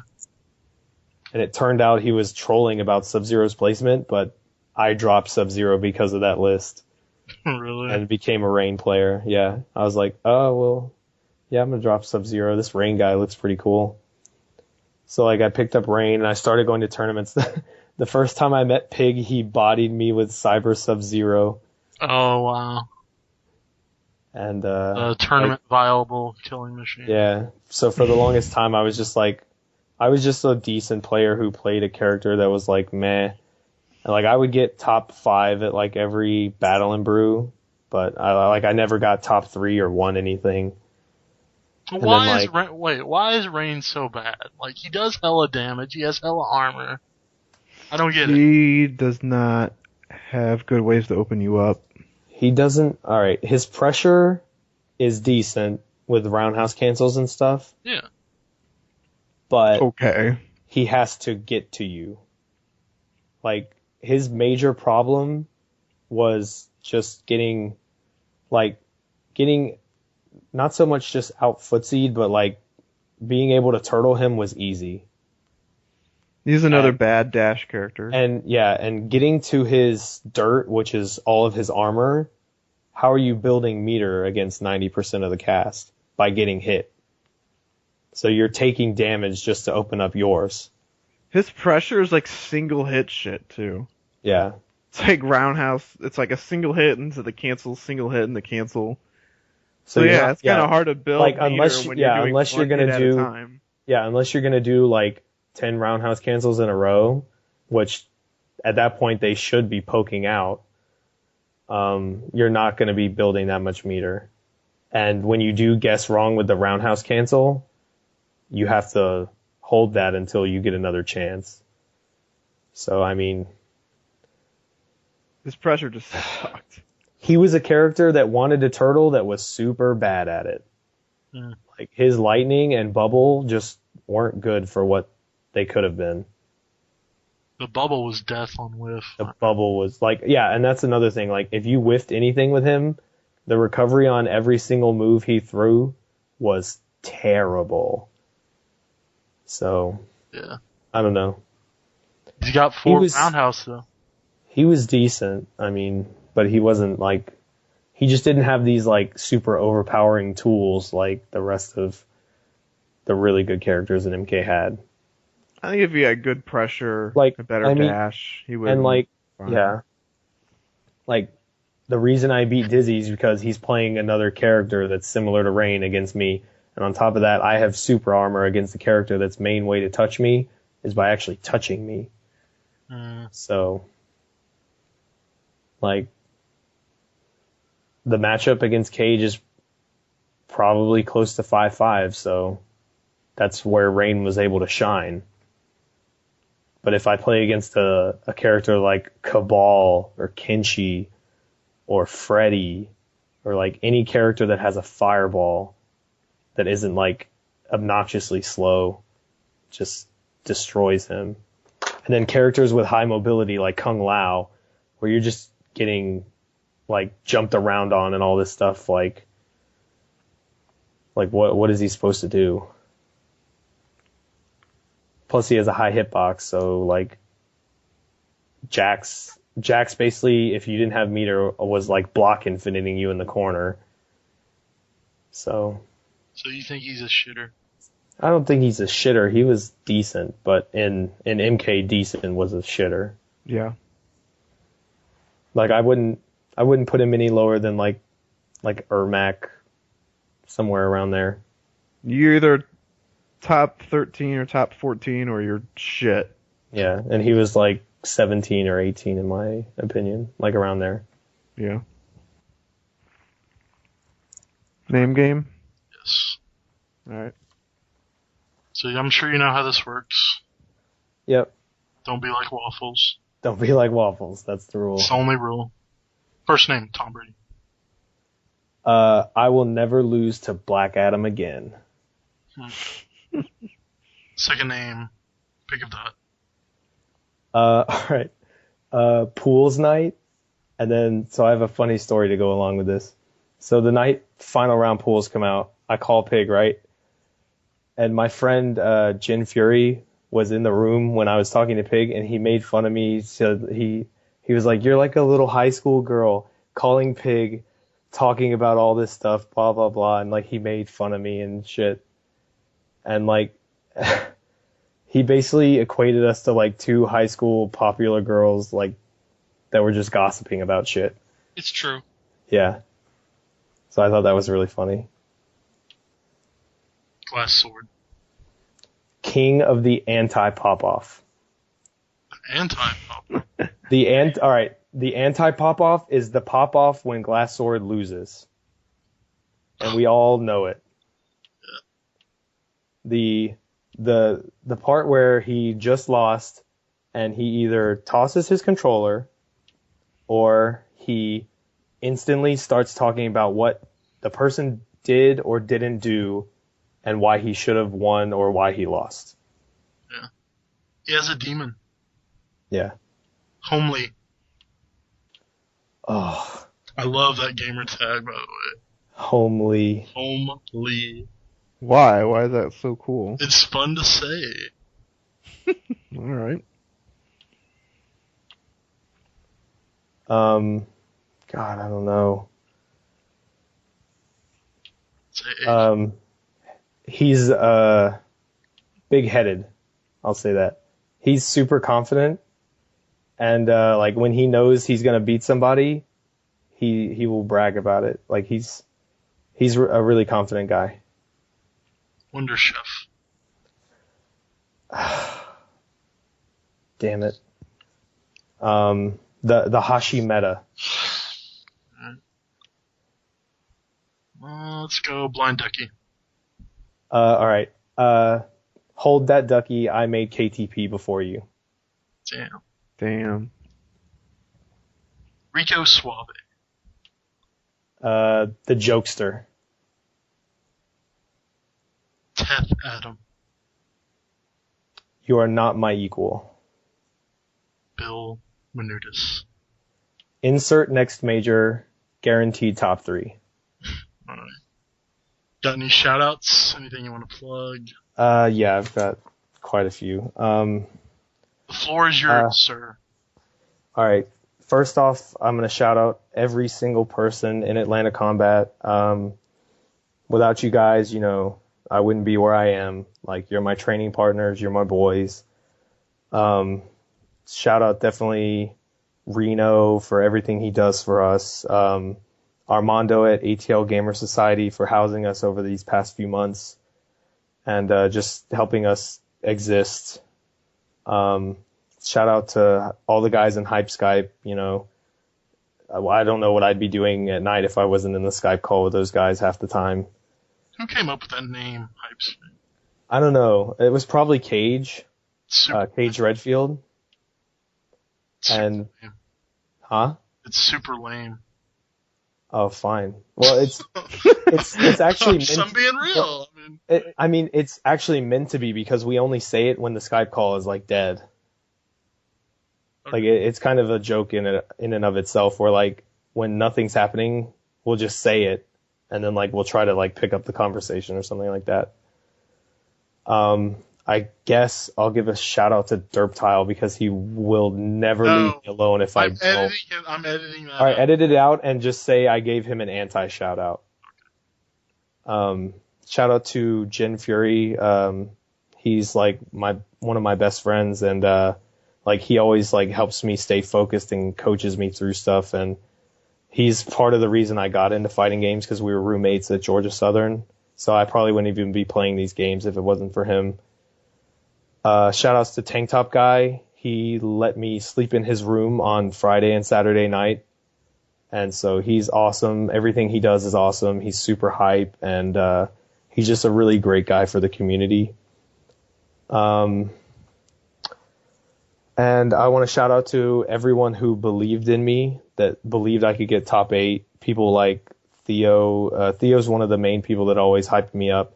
Pig, just anyone who, smart can make top 8, I believe, shout outs to all those guys.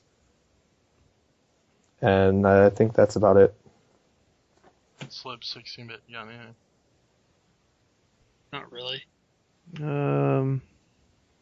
Shout outs to Blind Ducky. Why? He inspired my transvestite question. That's weird. Can we talk about he's how? a child, dude. Can we Well, he's always talking about like bukakis and shit.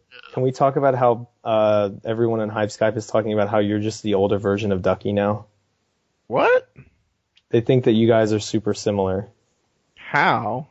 I don't know. I was relating to him. Yeah. He was talking. He wanted me to answer if I could get bukkake by anyone. What were my top 5 people I want to get bukkakeed from in the community? Ducky's awesome.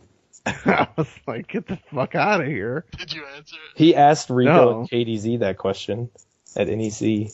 Yeah, I heard. I like KDZ's answer. He said, what's her name? KO Police.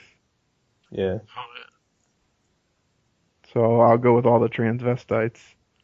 And that's what spawned the question. He's an emo-haired cum dumpster. Mohair cum dumpster. Dude, that video Revolver made is amazing. Oh, the one with the Yeah. yeah, A night at Ducky's house with Tom Brady. that was great. I want to give a shout out to crack cocaine. What? I'm kidding.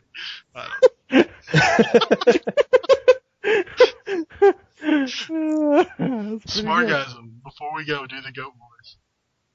Brant. No, better. Brant. There you go. Bye. Alright, we're done. That was pretty good. Shout outs to crack cocaine. That was good.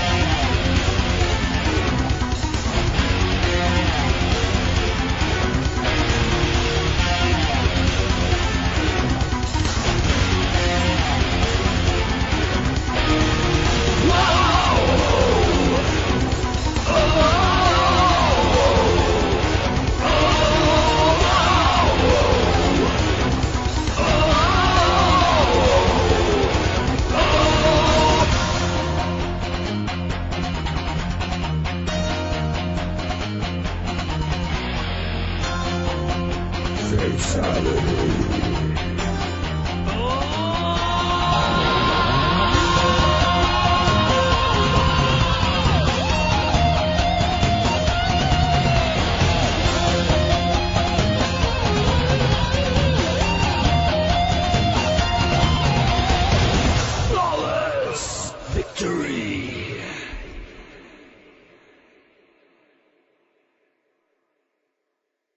Yo. So, Eli?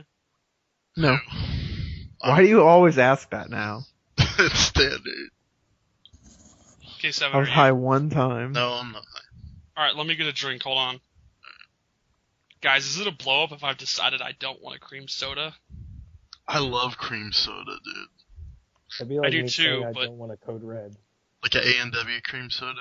Yeah. That's the shit. Yeah, that's a blow up. Like, I got a cream soda out, but then I decided I don't really want a cream soda. What do you want instead? I kind of want a Diet Coke instead. Is that a blow No, up? that's a blow up. You can't get a Diet Coke instead of a cream soda. I just don't feel like a cream soda right now. Well, you're on blast. I'll be right back.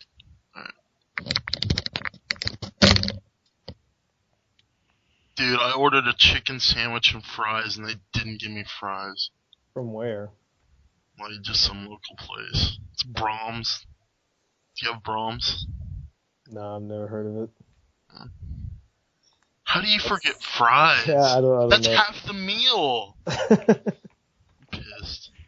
What place? Brahms. What the hell is that? Yeah, that's It's like a southern, like, fast food chain. They're good. Never heard of it. It's like they're an ice cream joint, but they sell food too. Slips, look at this girl. I'm gonna post this picture. oh god. No, she's really hot. Alright. I want to score. Alright. I need to see the rest of her body, but so far I'd give her like a 9. She's got that like Haley Williams kind of look going on. Oh, the Paramore chick. Yeah. Have you seen her naked? She has Yep. naked pictures. Yeah. We all know you've seen her naked. Dude, I have the internet. I have the internet. Regularly seek out Superiorpics.com, Celebrities. sir. It's great.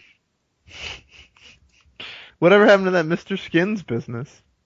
I don't know. You have to subscribe to that. Fuck that. What? That's dumb. Alright, I'm And all, back. all they do is like post There he is. pictures from movies. Like, still.